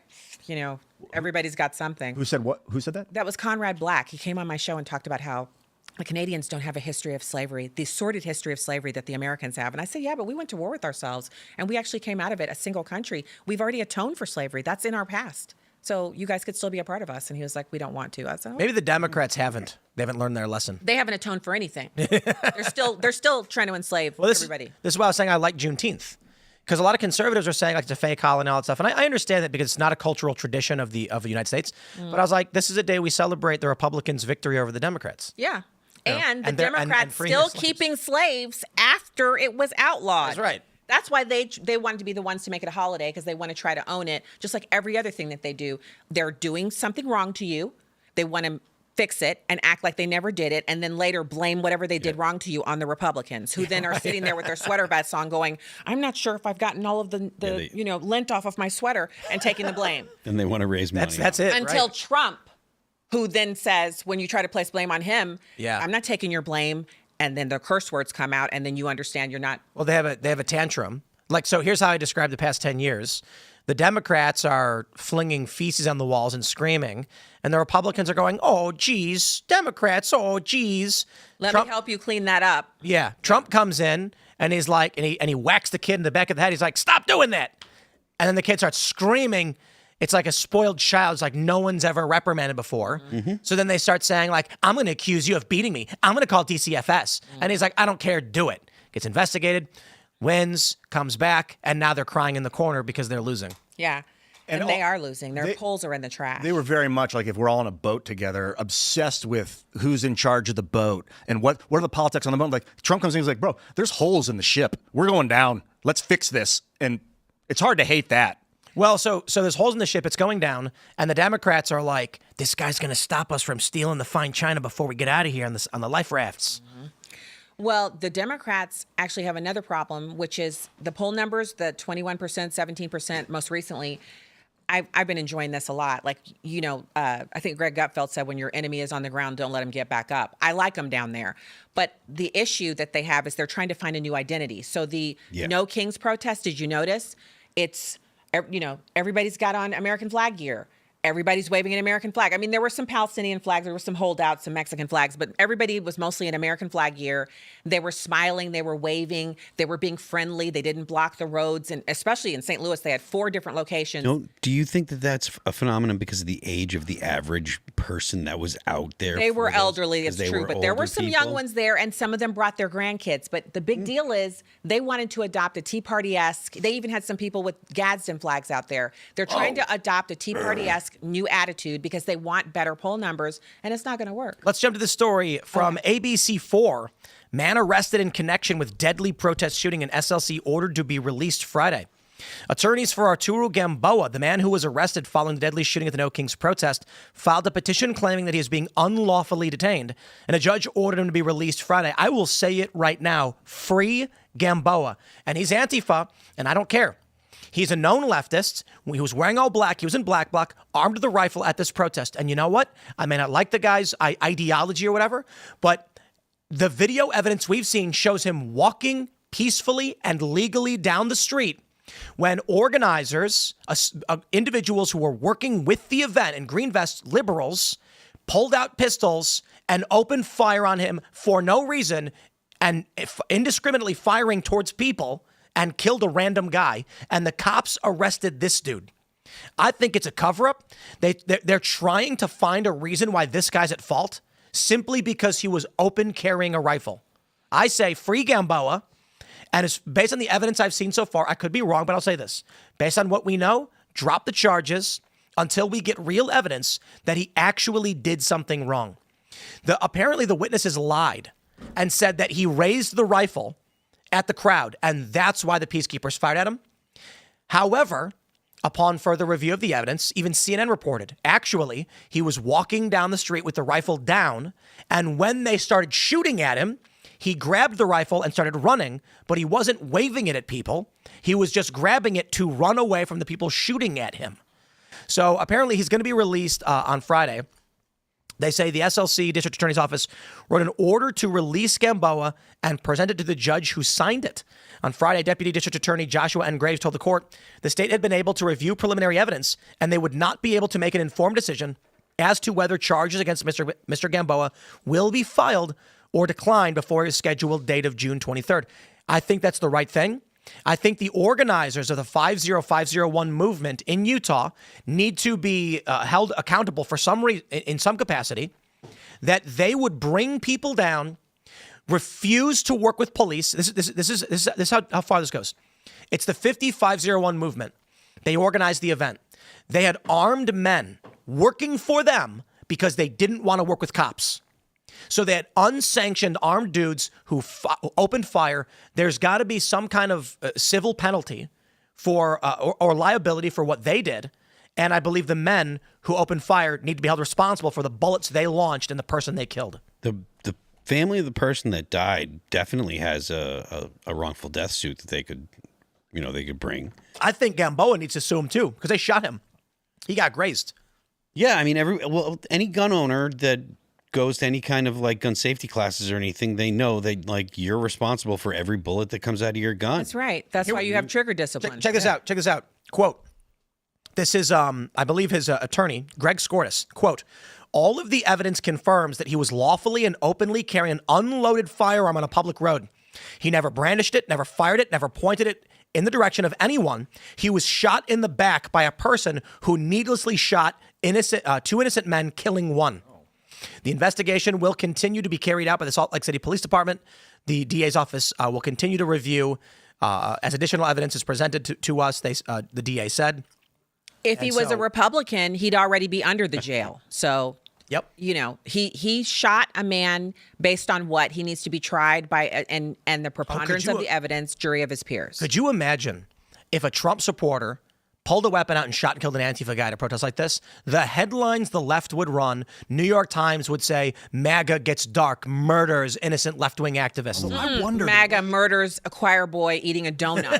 Come on. They make him a wonderful person. The way that Trump is working with the British and the Israelis right now makes me wonder if the media is going to back off him and let him and stop harassing him and MAGA and all this crap. The way he's working with the agenda of the liberal economic order, Trump, to what does that have to do with? I feel like because they used the media to demonize him and his followers because they were afraid he was going to seize control and give it back to the Americans. I'm confused. The media is demonizing the shooter or the guy who got Trump and his followers, the MAGA. You guys are saying if a MAGA guy had shot a guy, the outbreak that it would occur. I think he's made too many leaps at once. That's dying. That fervor of hatred so rapidly. Well, what I'm saying is the fervor of hatred in the media against MAGA seems to be dissipating as Trump is acquiescing more towards the goals of the people that are controlling that media, which is conquering the Middle East. I don't know that I agree with that. I think it's more so just that we're winning the culture war. That's for sure happening. Yeah. The culture war is definitely in a much better place than it was when he was in office the first time. Yeah. It's their fault. They I think helped us. it's the Bud Light effect. Yeah. The Democratic approval, according to the latest poll on I think it was Quinnipiac, 21%. Yep. Republican was like 36 or something, which is like, okay, it's not good. And it was funny because I posted this and someone was like, haha, Tim Pool's argument is that what? Republicans are only a little less bad? And I'm like, quite literally, yes. Like, well, that's it. Yeah, but the shift is pretty phenomenal. The shift, the number is not that large, but the shift from disapproval for Trump to approval for Trump is something like a 42-point swing compared to his first term. So it doesn't look that great when you say, you know, approve, disapprove, just based on that, Trump, Democrats. But if you're looking at items like immigration, the foreign policy, the economy, even the tariffs where they said we'd all be running around we'd be naked because no T-shirts from China. we're all going to be outside licking the ground, eating grass because no food. And here we all are. So I got Amazon packages came this morning. I saw them. They sent me a picture. My umbrella for the pool arrived this morning at like 5 a.m. I'm telling you, nothing has changed. And the tariff deals are going to net us a lot of money at the Treasury, where it matters, because they're sucking us dry with the taxes, but we are giving that money away in trade imbalances to foreign countries, and we're not going to be doing that anymore. So our balance sheet is going to look a lot different, and that matters to Americans because I, for one, am tired of being taxed like I've stole something. I'm tired of paying as much in taxes as I am. I want more cuts. The TCJA, to me, didn't go far enough. I was happy for what I got, but it needs to go further. So, yes, you know, I get punished for actually busting my buns and working two jobs and trying to get ahead, and they're taking more and more and more. And the justification is, well, you know, progressive tax. I'm sick of that crap. And most Americans are sick of it. It's not just me. I'm not, you know, an outlier. What was the TCJ you mentioned? Is that what? Tax Cuts and Jobs Act, TCJA. And it lowered taxes. I didn't follow. Yeah. What was it? It lowered taxes in the first term and brought about the economic boom that helped us save. Like, we literally survived COVID and the economic downturn because we were so strong coming out of the passage of the TCJA. So and you hear people talk about make Trump tax cuts permanent. Yeah. Those are the tax cuts. Okay. Yeah. Those are the ones we need. He mentioned ending income tax at some point. Multiple times it's come out of his mouth that he wants to end income tax. I don't know if it's possible, but it's so exciting. I know. You almost feel like you're going to faint when he says it. I'm like, what? Where are the Republicans? They should all be around him jumping up and down like Elon Musk. Yes, we want to end the income tax. And even if he said, I'm going to reduce income tax by 50% across the board, I'd still jump for joy with the same fervor, like the same excitement. Any cuts, eliminate the top bracket, distribute everything down from there. So the top bracket goes away and then everybody goes down from there. That'd be a great start. I have all kinds of ideas. I pulled focus away from this shooting at this rally. If you guys want to if there's more to say about it, I'm kind of just learning about it as we're talking about it. This story is a cover-up as far as I'm concerned. For what? The organizing team pulled out guns, fired indiscriminately into a crowd of people, and murdered an innocent man. And the cops arrested a random guy for open carrying. So civil charges for the people that started the event, and then criminal charges. Civil for the shooter? penalty in some case. So here's the issue: they don't want to work with police because they hate cops. So they say instead, let's get some guys with guns. Now that's fine in most circumstances if your guys are trained and reasonable. But when you are responsible for whatever comes out of the front of your gun. So if you bring guys in because you don't want to work with cops and they shoot and murder an innocent guy, I say you should have some civil liability in that regard. And to the point of Phil, I think the family could sue them for that. Yep. As for criminal penalties, you shoot a guy, you get in trouble for it. They had no reason. They had no reasonable fear of harm. There was no threat. I will never stand by and simply have some liberal guy claim because a dude was carrying a rifle, he felt threatened, so he shot and murdered somebody. Which is total BS. Right. This is America. You're supposed to be able to carry a gun out in public and people don't flinch. He shot, and so he should, first of all, the person who did the shooting should be arrested and held without bail because he's a wild card. He's just out shooting people just because he doesn't like what they're holding in their hand. And then the other part is yet another death at a leftist protest. I mean, when are we going to put a stop to that? Yeah, the cops. I think chaos right now. It'd be chaos if that was a cop. Sorry. They don't want the narrative to be that leftists are violent and kill. They want it always to be that the right is more violent, and that's why they buried this story. And I think conservatives are too often playing catch up with the narrative of the left, so this story went under the radar. It is very often the liberals that, I mean, this is a fact. The New York Times, CNN, MSNBC are setting the news cycle most of the time. Washington Post. It started to change. It is shifting. And we need to get away from that, I don't know, era, I guess. It's an interesting phenomenon because I think about both the Trump kind of taking control of declaring war or not, and people like, why are people not up in arms about Congress not having control of the situation and deciding if we're going to be attacking Iran? I see that of like, talk about controlling the narrative. That's what we should, and omnibus bills, like the narrative of how dangerous an omnibus bill with Matt Gaetz coming on our live show in Miami and drilling that, how important that is to not have omnibus bills. And then he's right. All of a sudden we got the big, beautiful bill and it's an omnibus bill. And people are like, what I eat for dinner yesterday again? Set the narrative. But when you ask congressional members about that, they're talking about, so we have to have reconciliation package this time because our majority is so slim. We don't have enough to go through the traditional regular budgetary order process. We don't have the votes. So we need the win to get through the midterms and hopefully increase our share of votes in Congress and in the Senate. But then again, with gerrymandering, how many more congressional votes can we actually take? We can take a few, but a major majority. And then that takes us back to the immigration issue. The reason that, okay, gerrymandering, it's bad. We'll acknowledge that. But we also have 3.8 congressional seats that can be directly attributed to illegal aliens in the country counted for apportionment. They're not supposed to be counted because they are not citizens. So that Supreme Court ruling has given us an inflated congressional body that is skewed, that doesn't actually reflect the populace of the United States. So we have some real like when you say President Trump is coming in on the second term and he's trying to do, he's got all these agenda items. That's why he spent the 4 years he was out of office working and trying to set up a system where he could hit the ground running because he only has 4 years. And then we absolutely must elect a Republican for 8 more years after that because this is a cleanup job of the size that, I just don't see how it gets done. And especially with the Congress we have where they're barely rowing. They're not getting anything done. They should have had at least 3 pieces of solid legislation passed out of the House under consideration in the Senate, even if it's DOA because we can't get the 10 votes. But why can't we get the 10 votes? Why can't we get 10 Democrat senators in states where they actually have a chance of losing their seat to come alongside us and vote for things that make sense, like immigration reform and, the tariffs or the rescissions packages, which admittedly those have at least we passed one, but it was only for $9.4 billion. To me, that's nothing. Elon Musk has saved $175 billion. Is it because they're afraid of getting ostracized from the party? Who, the Democrats? Yeah, the people that won't be like, vote for what makes sense. Is it because party politics? We have to force them to do what we want. We have to force at least 10 of them. Like, I just so don't you're believe we saying can't do it. That's the point of the omnibus. If Trump deports all the illegal immigrants, and then 5 years from now they run the census, Democrats lose upwards of there will be a 25-seat swing in favor of Republicans. So what that really means is they'll lose about 10 seats and they'll get reapportioned for Republicans up 10 seats. And then they will end up with like a 23 to 25 seat majority. And then it's going to get wild because the debates will only be between the Freedom Caucus and the neocons. Well, I mean, we have to have a problem, don't we?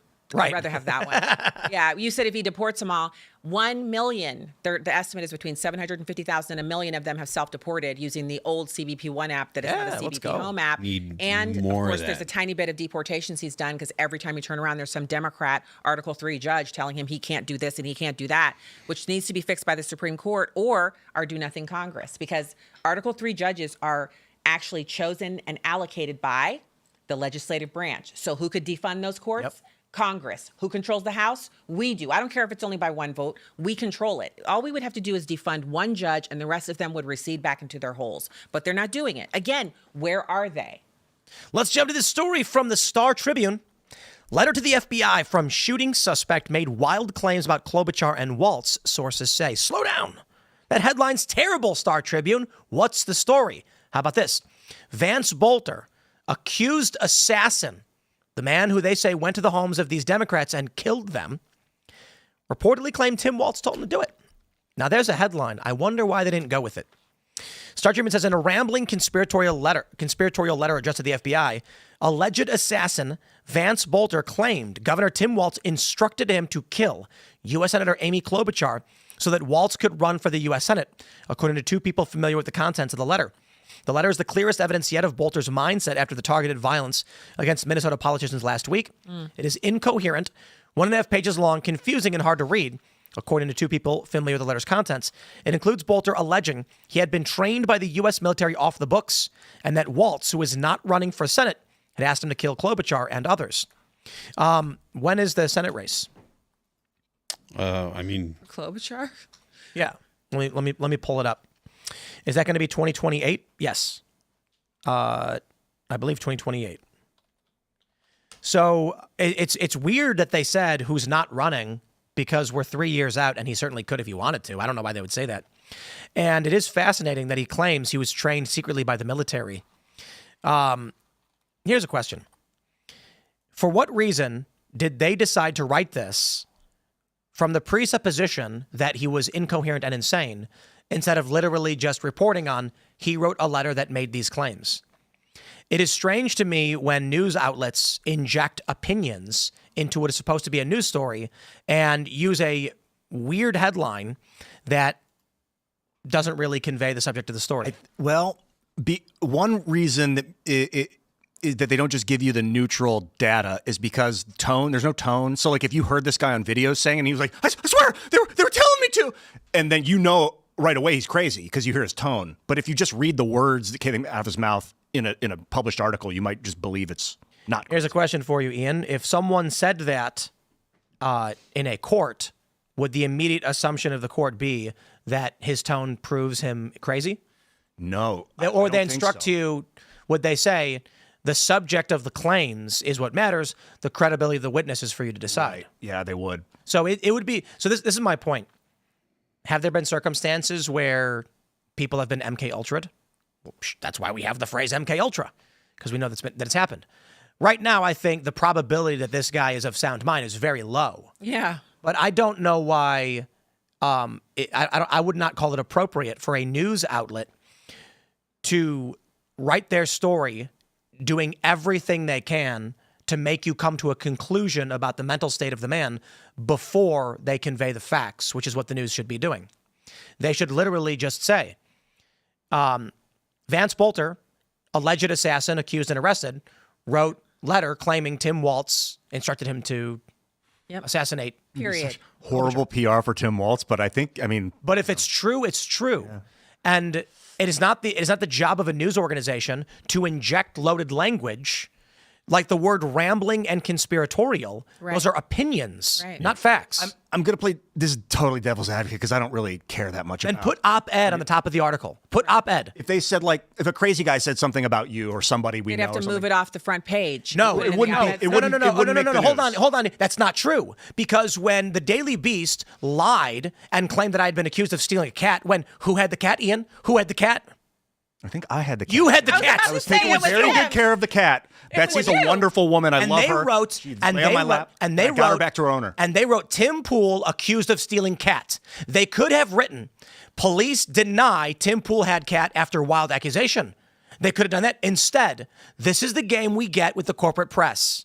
They will inject opinion into a story they want you to believe to be false, and they will remove all opinion on stories that are absurd and ridiculous if they can smear their political opponents. But is it true? That's what you're saying. This is not an example. They wrote a news story about you stealing a cat? Yes. So here's what happened. There was somebody I worked with.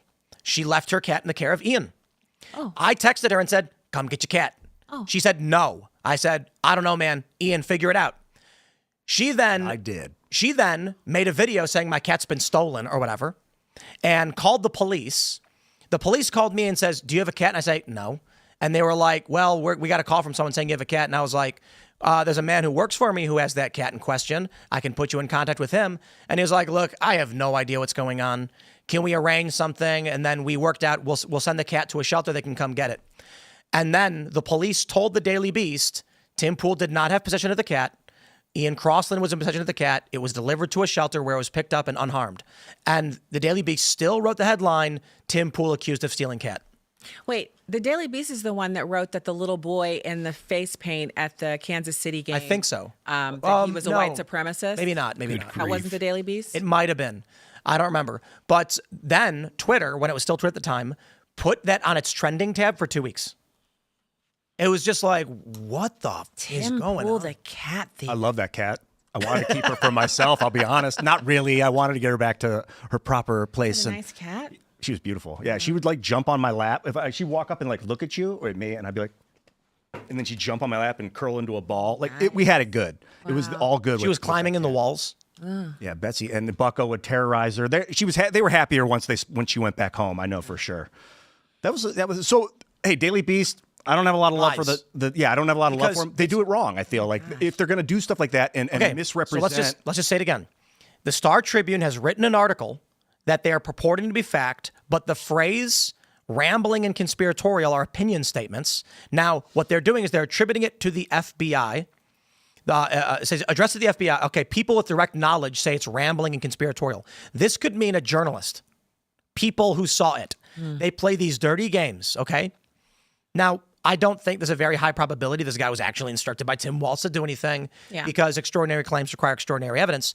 I'm only pissed off because I'm sick of news outlets that write opinion pieces masquerading as fact. That way, when people Google search it, they are told to come to a conclusion before they've even read any of the details. This is how they smear the right. This is how they smear Trump. It's bullcrap for them to put those descriptors in there and act as if they basically are, it's already pre-assumed fact that those descriptors of the man and his ramblings, that those are accurate. But they do that all the time. And what you're talking about is like you go to somebody who, kicks puppies for a living and you're like, kicking puppies is wrong. Well, he's getting paid to kick puppies. He's not even going to hear it. That's what these people are like. They're paid to propagandize. I think Klobuchar is not even up for re-election until 2030. Right. She just was elected again. Right. Yeah. So that's why it's like, who's not even running for Senate? Well, it's 5 years away from that election. Right. Why? Do you see how they're doing this? When they write Tim Walz, quote, comma, who is not running for the Senate? That is a weasel phrase. Okay? If it were true that he wanted Klobuchar out of the picture to run in 2030, why would you include he wasn't running? The argument would be that he's trying to run 5 years from now. They are loading this so that you make, this is what they do when Trump says something. It'll be like, Trump calls, Nazis fine people or whatever. They will write a story which says Trump, comma, who called neo-Nazis fine people, comma, says that a trade deal with China will be beneficial. And you're like, wait, why did they include that? That's what they've been doing for years. Yeah. I mean, it's been like 15 years now. Yep. Since little kids had the opportunity to write blogs on the internet, basically. Well, I mean, it might have come from blogging. It's possible that the style of journalism, we'll call it, has changed so much in the 15 years because, there was a time where, blogs were all the rage and stuff. And so that might have been the deal. But here's another thing, too. Like, here's the Daily Beast story. YouTube star Tim Pool's news site collapses amid allegations he took a cat hostage. Which is the headline is That's fake awesome. in every capacity because CNR still operates. Wow. In fact, Tales from the Language is unbelievable that you took a cat hostage. It makes you picture him like with a gun, pointing a gun, holding the cat, like clinging it to his chest, kind of That's energy. exactly what happened. It's bizarre. Well, that's Will Summer for you. He must just have got- makes stuff up. Will Summer. Oh, that was Will Summer. And hold on. And what is that? That's What kind of cat is hilarious. this? Not the cat that we, not Betsy, Not Betsy. not my love. Not your love bet. Will contacted me. I didn't give him anything on this. I didn't know what to say. I mean, I was just getting the cat back to the owner. That's all I cared about. Taking good care of her. It was so weird that they did this. It's like Slow news day. And 2 days after my birthday. Unbelievable. Unacceptable. Unbelievable. Unacceptable. and they conflated it with the scanner. They cannot allow. We can no longer allow these kinds of attacks near your birthday. There has to be some kind of civilization here. We have to. We can't just allow everything to go down to the toilet. So, like, if a crazy guy says, a dude told me to go do, that wouldn't make the news. But if then it's a governor and the guy actually tried an assassination attempt. This guy worked for Tim Walz. He worked for him. Well, so this guy was appointed by Tim Walz to the board of governors or something like that. Oh Yeah. Right. That's why I'm You like, didn't know that? no! when they're yeah. loading the language to make it seem like it's impossible, and it's like, but this guy was friends with Tim Walz. I've read at least 3 or 4 articles about the guy. I've not seen that fact. Not yet. Yeah. There's still an active argument going on the internet as to who this boy belongs to. Like, does he belong to the right or does he belong to the left? Here you go. Well, they love that. Yeah. What are Vance Luther Bolter's politics? Alleged Minnesota assassin was appointed by Tim Walz, voted for Trump. That's what they say. How did they know he voted for Trump? Well, let me just pull up the part where he was appointed by Tim Walz because that matters. His roommate threw him right under the bus, Right. His roommate said that. which I I don't don't know believe the why he has roommate. a roommate. He's married and has kids. Right, I don't believe the roommate. So 2 notices of appointment for Bolter to the governor's workforce development board were obtained by KTTC, although the exact motivations for his crimes are unclear. Okay. So he was appointed by Walz to the governor's workforce board and then claimed that Walz told him to kill these people. Okay. I mean, maybe we should look into that. Yeah. So his friend said that he voted for him. He was reappointed to the board by Walz in December of 2019 as a business member for a term that expired in 2023. Yeah. Oh, so he had worked for Waltz. Maybe he has issues, anger with Waltz or something after having worked with him. I don't believe this guy. I mean, it's gonna, like you said, extraordinary evidence if that's you want to back that statement up. I'm going to need to see, he voted for Trump. He, in addition to his I voted sticker, he was also wearing a Trump T-shirt that he had to turn inside out when he was in the poll because it wouldn't allow him in. Something serious. Apparently, he had some literature from the No Kings. No, protest. it's just white pieces of paper with no kings written on it. Oh, my bad. Just the my phrase. bad. I can show you the image. It's just this. Now, these are flyers. So some people tried making the argument because they didn't show the images. They said he had flyers for no kings. Do you think he was going to attack them? Then you actually look and you're like, oh, no. Those were signs handmade likely by him for no kings, indicating that he intended to spread the message. If it was a flyer with a date and a location, you could make the argument he was planning on targeting it. This just looks like he agreed with them. Yeah. I didn't get the beginning. I missed the top of the story, or I wasn't here when you guys discussed it before. Did he actually assassinate someone, or was Yes, he 2 people? Yeah. One person still in critical condition. He he dressed as a cop, put on a latex mask, had a fake cop car with the lights, red and blue lights, knocked on the door when they opened. He went bang, bang, bang, bang, From their bang, car, bang, like bang, pulled bang. him over and knocked No, he him pulled up to their house. Pulled up there. Wow. Wearing a mask with a fake police uniform, knocked on the door. It was a former Democrat and his wife, and a former Democrat and her husband. A current Democrat and her husband. No, it was a former Democrat. The woman was former, right? Mm-hmm. As a former Democrat and her husband, and a current Democrat and his wife. And he knocked on the door. They opened it, and he started blasting. It makes me think. I just a friend of mine told me, like, if the cops come to your house and they knock and they want to talk to you, like, are they really cops? You got to find that out. Right. So He had a mask on. So I mean, that was one. But it was a fake person. It was a latex mask that looked like a person. Oh, I thought it. Okay, well. Yeah. So I think I have a but picture. There you go. Here's, Look. Here's the issue with this whole thing. If he was a Republican, why would he shoot her? The legislator he shot and killed just crossed over and voted with the Republicans in the state legislature there to stop giving medical benefits to illegal aliens. Yes. She crossed over. So she crossed over and voted with the Republicans. So why would a MAGA supporter, a Trump supporter, shoot someone who was actually implementing the Trump agenda at the state level? He wouldn't. The argument was that it was a Democrat being like, "You're a traitor.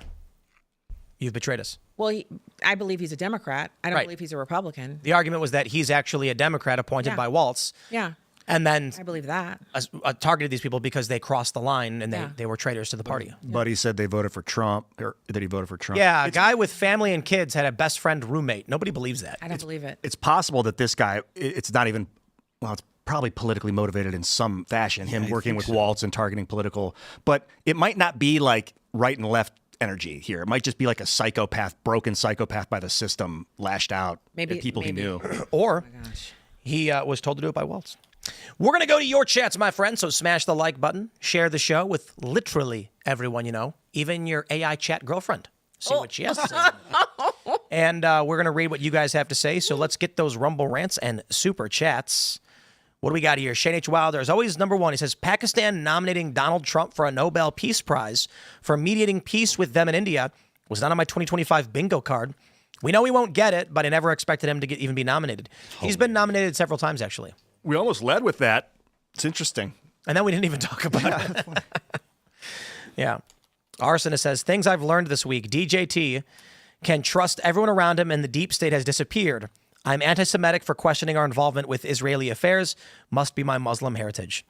My favorite is I tweeted, I'm very proud of myself, by the way. I tweeted, ask not what your country can do for you, but what your country can do for Israel. And I just thought it's a joke. It's a joke because of, the way everyone acts about Israel. And it's funny because I think more than anything, this tweet reveals foreign actors and bots. There are pro-Israel people that are responding saying, okay, I got to admit, that's actually funny. There are anti-Israel people putting just saying, LOL, okay, you got me. Because it doesn't really say anything other than it makes fun of the circumstance. But then there are people of both sides. I'm being called a Zionist for having posted it, which is clearly a joke, which is weird. And I'm being called an anti-Semite for posting it. And I think those people are not Americans. And what I think happens is anybody who is American, who knows history and hears that, gets it. I'm satirizing JFK's statement about your country and you. But imagine if you were from Pakistan and you saw what I tweeted, clicked translate, and all you saw was me saying, your country shouldn't serve you. Your country should serve the benefits of Israel. You'd be like, this guy's a Zionist. So if it's going through a language filter, or you don't know our history, you don't get the context. Or if you're a bot. But I got to be honest, even AI understands that's a play on JFK. Did Candace Owens retweet you? Yeah, and she put a bunch of laughing emojis. Oh, okay. And it's not. It's literally just a joke. It's an inside joke, but it's inside a big bubble. Yeah. And not everybody's in that bubble. Big bubble. Like Yeah. if you're pro-Israel, you should laugh about it. If you're anti, like the joke was just like the circumstances of how everyone treats. Well, you the followed issue. up with a post on Twitter that said that maybe we should have like a nationality filter. So you Well, can that was I tell tweeted if- that before. Oh, interesting. That's a good idea. What about, so in your opinion, that the term Zionist is just, you just believe that Israel has the right to have their own country, correct? Or are you taking Zionist further than that, where you literally believe that, everything should be to their favor? I'm not a Zionist. Well, no, but They're calling me Zionist for saying like I don't care about Israel. no, I understand That's what it. they're saying about you, but I'm saying, just generally speaking, the term Zionist, some people don't actually have the same definition. No, they I don't. thought Zionist meant you believe that Israel has a right to a country, that they have a right to exist in the Middle East. I Yes. believe that. So that makes me a Zionist by a lot of people's ideas. But And it's more than that. To a lot of these people, simply acknowledging the existence itself, whether you like it or not, is Zionism. yeah, that's bullcrap. So I actually had someone ask me this because they called me a Zionist, and I said, I am not a Zionist. I literally don't care and don't think we should fund Israel. And they said, but you act as though Israel is a country. And I was like, it is. And they're like, you're a Zionist. Yeah. Because It's like, wait, the formation of the modern day Israel is different than the kingdom of Israel in the Bible and the love of Israel It's in the Bible. the argument tribe is of Jacob and things like that. the argument is there are countries where they don't put Israel on their maps. Oh, there are. And if you're flying over the Middle East, depending on what airline you're on, it says Palestine. Right. And so the people from those countries, they'll be like, you actually think there's some country called Israel? You're a Zionist. And you're like, well, it's clearly there. It has a parliament. It has judges. It has a prime minister. And it has weapons. embassies. Yeah. And embassies. So, like, say whatever you want, I guess. And you know what they did? They actually filled out all the paperwork and stuff so they could be a country, unlike the Hamas charter, where they didn't do there were a few prerequisite steps. All they had to do was those last few steps, and Gaza could have been a country. But since they never did that, Israel is going to take it back over and manage it. And yeah. You could liken it Their own to fault. the CCP. Some people don't recognize it as the legitimate government. They're like, So I don't know. you actually think this is CCP? Yeah, exactly. Then am I a Zionist for the communist You're a party? Zionist. Am I a Zionist? I must be. Zionist. You just nailed it, baby. That's the top. You just All right. Let's grab this from Arsonist. He says, park. Arsonist says, I'm no longer a Republican. I now identify as a popcon, populist conservative. Okay. I'm concerned, as we were talking about all these like global potential conflicts kicking off, World War, things like that. If Trump were just removed from the situation, worst case, I'm always with contingencies often. And what would happen with this country? Do you know what Hillary Clinton would have done? Bombed it into oblivion. I mean, we'd probably the already be there. timeline was pushed back because of Trump's first term. Look at the military. I'm sorry, not the military, but look at the operations in Ukraine under Obama with USAID, with Newland. The U.S. was very interested in the overthrow of the Yanukovych government. Russia annexes Crimea. Things are building up. Trump wins. Ukraine stops. Why? Because Trump was like, I don't care. We are not involved in whatever that is. I don't want to be involved. I don't want to be at war. And so it was funny because I was there at the start of the Euromaidan protests, which eventually they started calling it a civil war because the Eastern separatists were shooting. Trump gets elected. I went back to Ukraine in 2017 and did some field report. And the locals there said, no, there's no more civil war. There's only a few separatists in the eastern region, but we don't really consider that a big deal anymore. And then Biden gets in, and what happens? Russia invades. Never would have happened if Trump remained in office. Hillary Clinton, during the debate with Trump, was asked about a no-fly zone over Syria.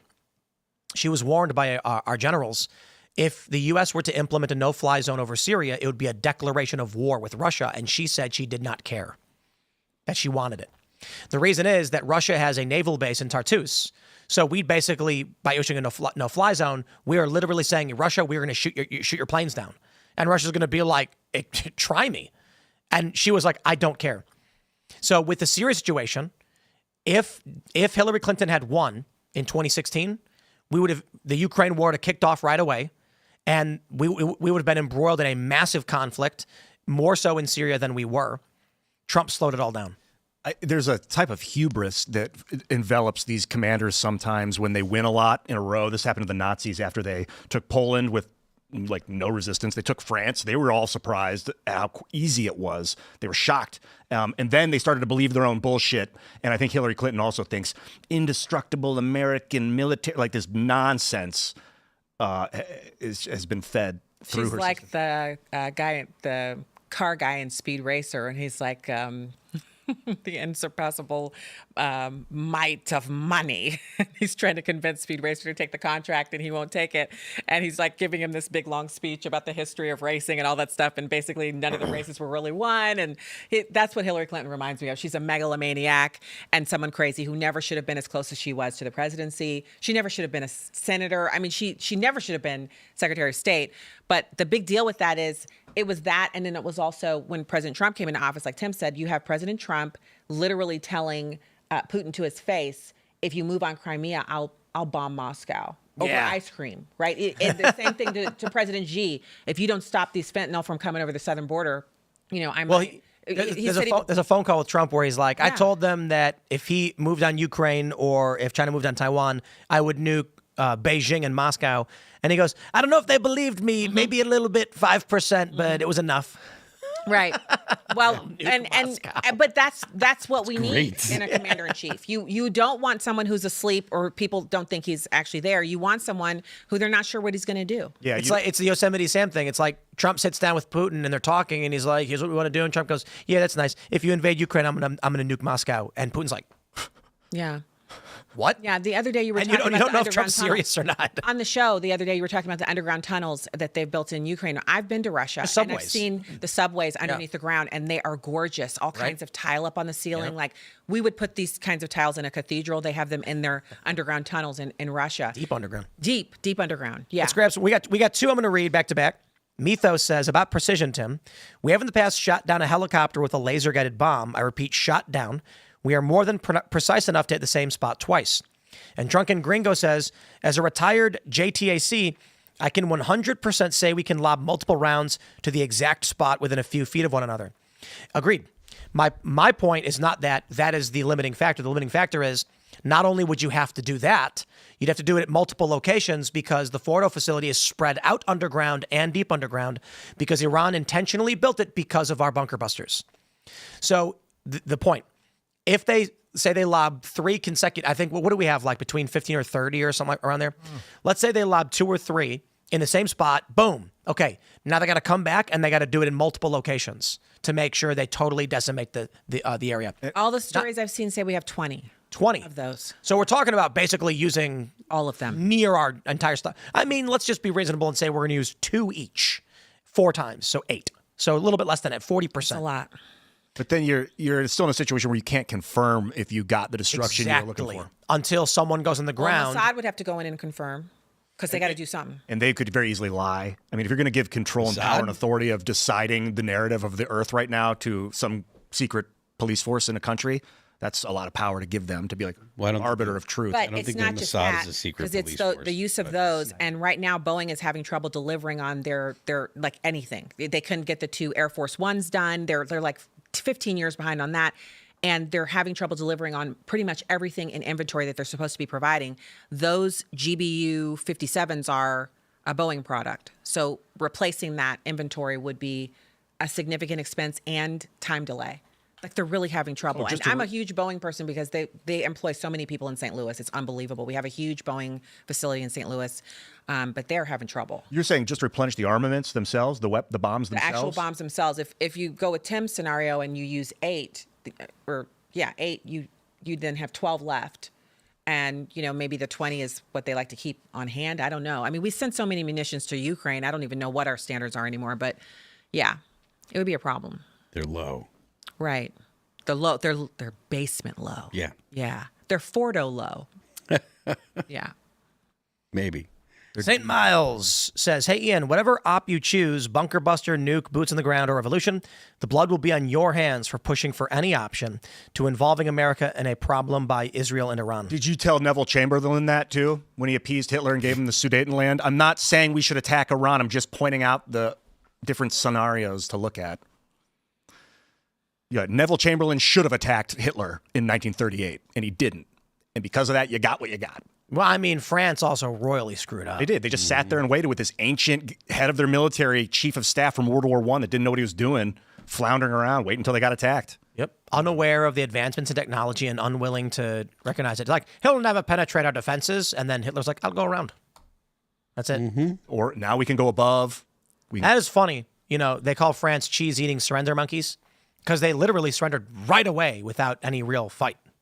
They just got occupied instantly. So fast. That's why they don't get to talk about anything with their whole month of August off. It's amazing, but France has one of the greatest wartime records, in fact. So it's funny how that one defeat turns them into cheese-eating surrender monkeys, even though historically France has been brutal. Yeah, the greatest army on earth. Well, one of. Napoleon.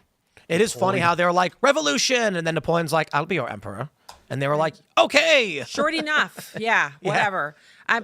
So someone in the chat is talking about, we're talking about Israel and all that, and we have veterans living on the street.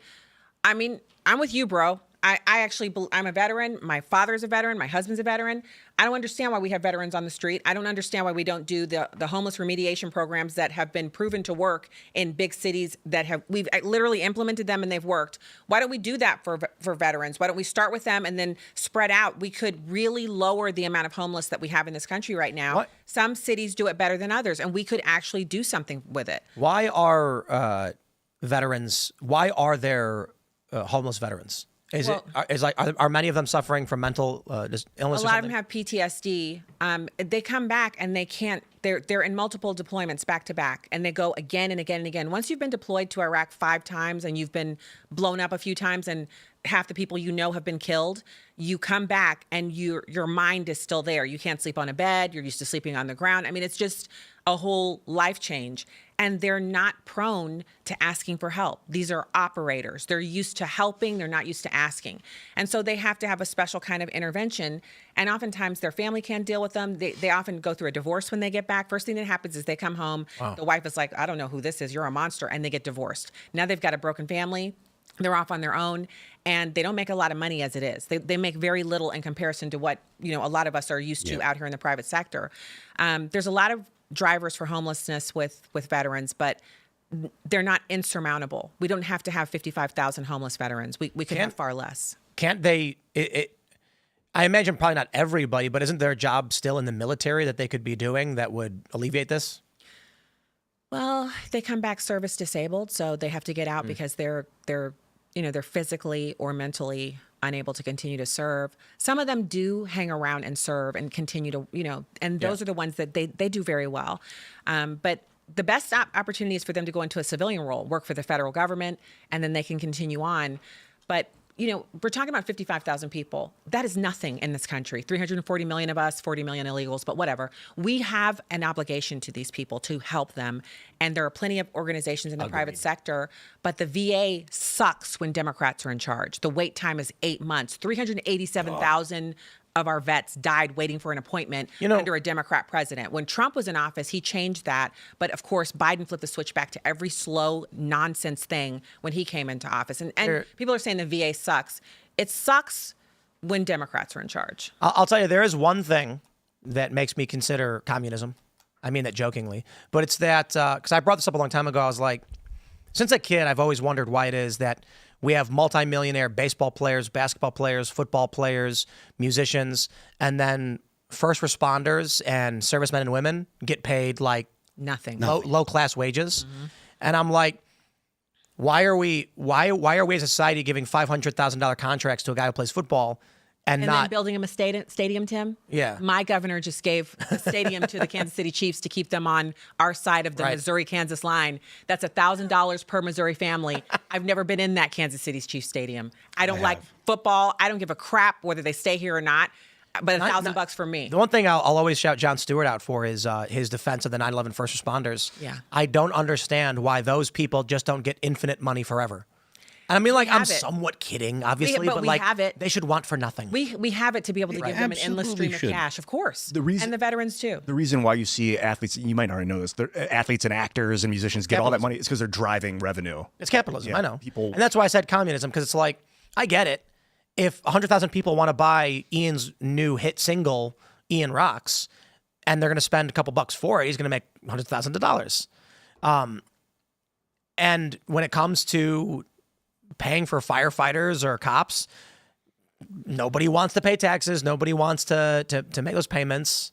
They don't want to. The new thing with cops is forget about funding them. How about if we just let them live? Every year we top the year before on the number of police officers who are ambushed in their cars, sitting there literally eating a donut while they're taking a 15-minute break before they go to the next patrol. They're getting gunned down. They're getting ambushed when they get called 911. They show up, they get shot and killed. These things happen far more often than reported in the media. And these are our first responders. And every time I've ever dialed 911, some really cute suburban cop shows up and walks around my backyard and hands me a business card and comes back again. They do patrols at our house when we're on vacation. These guys are amazing. They're always amazing. And then there's all this crap against them. And my dad was in law because of social enforcement. media. It's just the dumbest people in our society ruining something great that we have. So I'll go on Instagram, and a video popped up the other day where it was a cop giving a guy a ticket for like window tint or something. and he's complaining about it. I see a bunch of videos on Instagram periodically where it's like unreasonable cops being dicks to people. Oh, yeah. But the reality is the overwhelming majority of interactions people have with cops are administrative or helpful. Yeah. So it's like you got a ticket and you groan, but it's a rather routine stop. Cop says, look, you were speeding, here you go, or here's your warning. I've been pulled over a lot.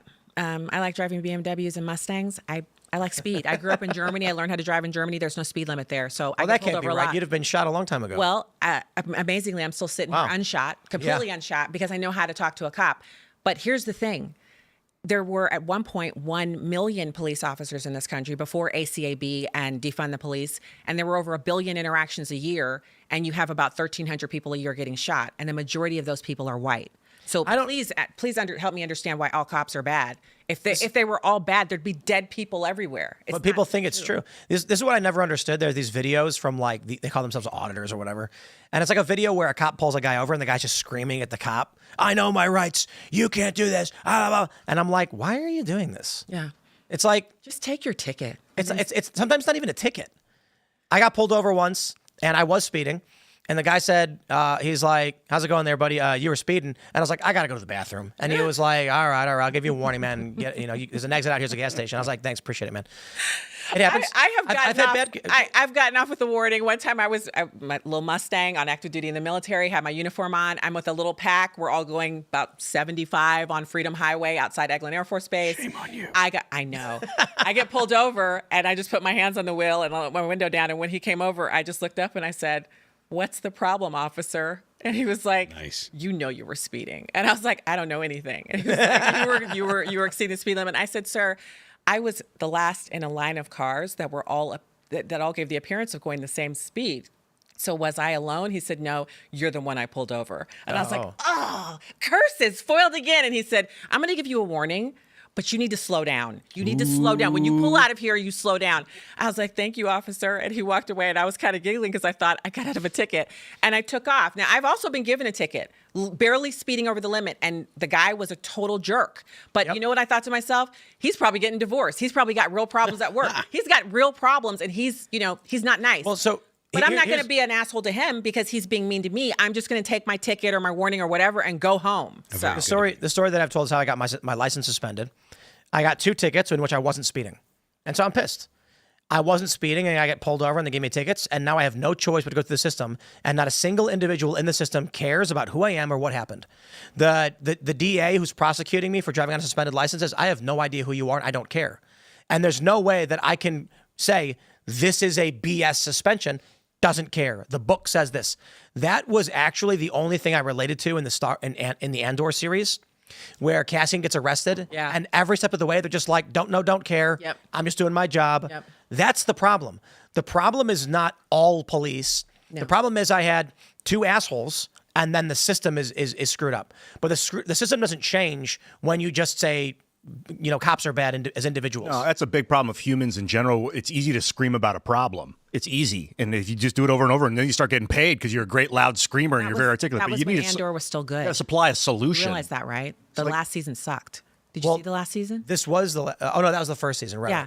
That was when it was still so well, good. But you didn't like the one where the white Imperial was trying to rape the undocumented worker in the wheat field? That was bull crap. That's what I'm saying. It was so good in the beginning. I did like how the Empire staged a false flag. Like, I guess it's spoilers. I don't know. The season's been out for a little bit. But if you haven't seen it by now, are you even a fan? Just get it over with. Basically, the Empire intentionally foments rioting, hoping that essentially anti-empire, leftists would call them, riot, so that they can use it as justification for occupation. So they want the stuff that's under the ground on that planet. Yeah, there's a mineral. It's kyber. Yeah. And so they're like, this planet's got kyber, and the problem is if we can't synthesize it, we are going to drill dangerously close to the core, and the planet will become uninhabitable. So they said, okay, well, there's rebel factions there that oppose us. Let's let them do their thing. And so they spy on them. The rebels attack a ship and steal a bunch of weapons, and they attacked us and stole weapons. We have no choice but to occupy. Then they intentionally sent police out into the crowd of rioters, knowing the rioters would attack them. And then when they did, they started shooting and killing and There you go. It's just Imperial that they could have things. done so much more with that last season of Andor since they knew it was the last season. Instead, we got 2 episodes a week, and they were like basically only 1 episode, plus a whole lot of people walking around and the wind blowing. I needed more. Let's grab a couple more super chats. I know we missed a lot of YouTube. Joe Spinella says, per Rich Barris, the facility they want to use a bunker buster on won't work as it is deeper underground at 90 meters and granite at that. The GBU-57 can go 60. Trump is surrounded by establishment psychopaths as far as nukes. Yup. Sovereign Fish says 20 for Ian, finally pumping some life into the show. It's been a yawn fest since the election. Pray Ian whenever you need to get him back on the show permanently. Pay Ian whatever.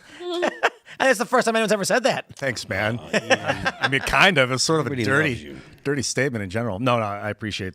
Fuck yeah, dude. Light it up. Well, look, hey, I got to be honest. I wouldn't mind being underwritten by the CIA. And if the cost is just to be in favor of every regime change war ever, let me fill out the form. I got your back, bro. It could be big money. See, Ian is actually our deep state shill. So I can go, oh, whoa, Ian. I mean, whoa, you can't say I that. usually subvert the subversion. So it's a double subvert. Yeah. He looks like a hippie, but he's pro-war. It just looks like a double subversion in the 2-dimensional state. He's also pro-death penalty. So am I. Hold on, I wasn't listening. In some circumstances, for sure. But that's tough. This is why I adore councils of rulers. I don't think there should be one in charge because, like, who's going to decide if that guy lives or dies? It shouldn't be me. No one person should have that call, in my opinion. Okay. That's why we have courts and juries. All right, let's grab this. Sisyphus says, long before the Patriot Act, Thomas Jefferson deployed Marines to the Barbary Coast without congressional approval. Yep. And they wrote a song about it. Yep. They wrote a very The Marines hymn. famous song about it. Yeah, the Marine hymn. From the halls of Montezuma to the shores of Tripoli. The Barbary. Dude, that story is so amazing. Yep. Why? Sure. Barbary pirates kept sinking U.S. trade vessels, and he was like, please stop doing this. And they were like, no. And then he was like, I will raise your ships and your cities. And then formed the Marines and went and just obliterated them. Jefferson? Yeah.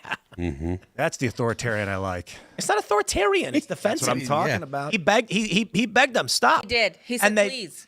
And there was something about where they said, like, because you're infidels, we can do whatever we want. Right. Oh, wow. Yeah. And he He was like, infidels. and I will raise I'll a show you army infidelity. against you. Right. He really, he was like, I'm nice until I'm not nice. Yep. Like, so that's how we Americans are. We're nice until we're not. And you can love something that you destroy. You don't have to hate in order to destroy your enemy. You don't have to hate them. What? You can love and still kill if you're a Marine or a warrior. You don't have to hate the thing you're destroying to make it right. S.A. Federale says, thoroughly loving the humor and real talk on this episode. Please do this again with the same panel. I had fun. You're here. Me too. It was very fun. I just lucked into meeting Tim Pool, you guys. And then I immediately texted my son and was like, you will never guess who I just met. And he was like, Mom, you text me that like once every 6 weeks. Where are you? And I was like, I'm at the White House. And he starts sending these names. And I'm like, no, Tim Pool. And he sent back the eyeball emojis. I was like, right. I actually met him. You see, Stacey was actually standing next to the seat when I was yelling at the press. At that media day. Yeah. Yeah, that was They great. hated him so well. It was great. Perfect. Yeah. Had fun. It was good. They still do. The Daily Show did a segment about it like 2 weeks ago. It's I like, got to get Jordan Klepper up in the house. he's agreed. Oh, good. Okay. So we reached out to Klepper's people, and they're interested in doing a show with us. Cool. And so I'm down. Yeah. That's going to be cool. All right, everybody, if you haven't already, would you kindly smash that like button? Share the show with everyone you know, and grab the knob and turn it all the way up till you rip it off. 80s rock radio is back, boys and girls. You can follow me on X and Instagram at Timcast. Stacey, do you want to shout anything out? I'm at Stacy on the Right everywhere. Whatever social media you're on, I'm on there, and I'm Stacy on the Right. And you can listen to me at night. You know what? As soon as you get done listening to this, you can basically turn on your SiriusXM app and listen to me. So thanks for having me, Tim. I thought I would like your wicked cool compound. It's a compound, guys. We have and it's pretty chickens. cool. I didn't see the chickens, but I'll trust you because it's dark now. But yeah, out there. it's cool. Thank you for having me. I'm at Ian Crossland. You'll find me all over the internet. Check my YouTube stuff out. I just did a live stream last night talking about Iran, the history of Iran. And do yourself a favor and check out a documentary on the history of the Iranian Shah. Just educate yourself. You want to understand whether you think of it as an enemy or a friend. You just understand what you're up against, which is that. So get familiar, get educated. See you later. I am Phil That Remains on Twix. I'm Phil That Remains Official on Instagram. The band is All That Remains. The new record is entitled Anti-Fragile. You can check it out on YouTube, Apple Music, Amazon Music, Spotify, Pandora, and Deezer. Don't forget The Left Lane is for Crime. We're back with clips throughout the weekend, and then we'll see you all on Monday. Thanks for hanging out.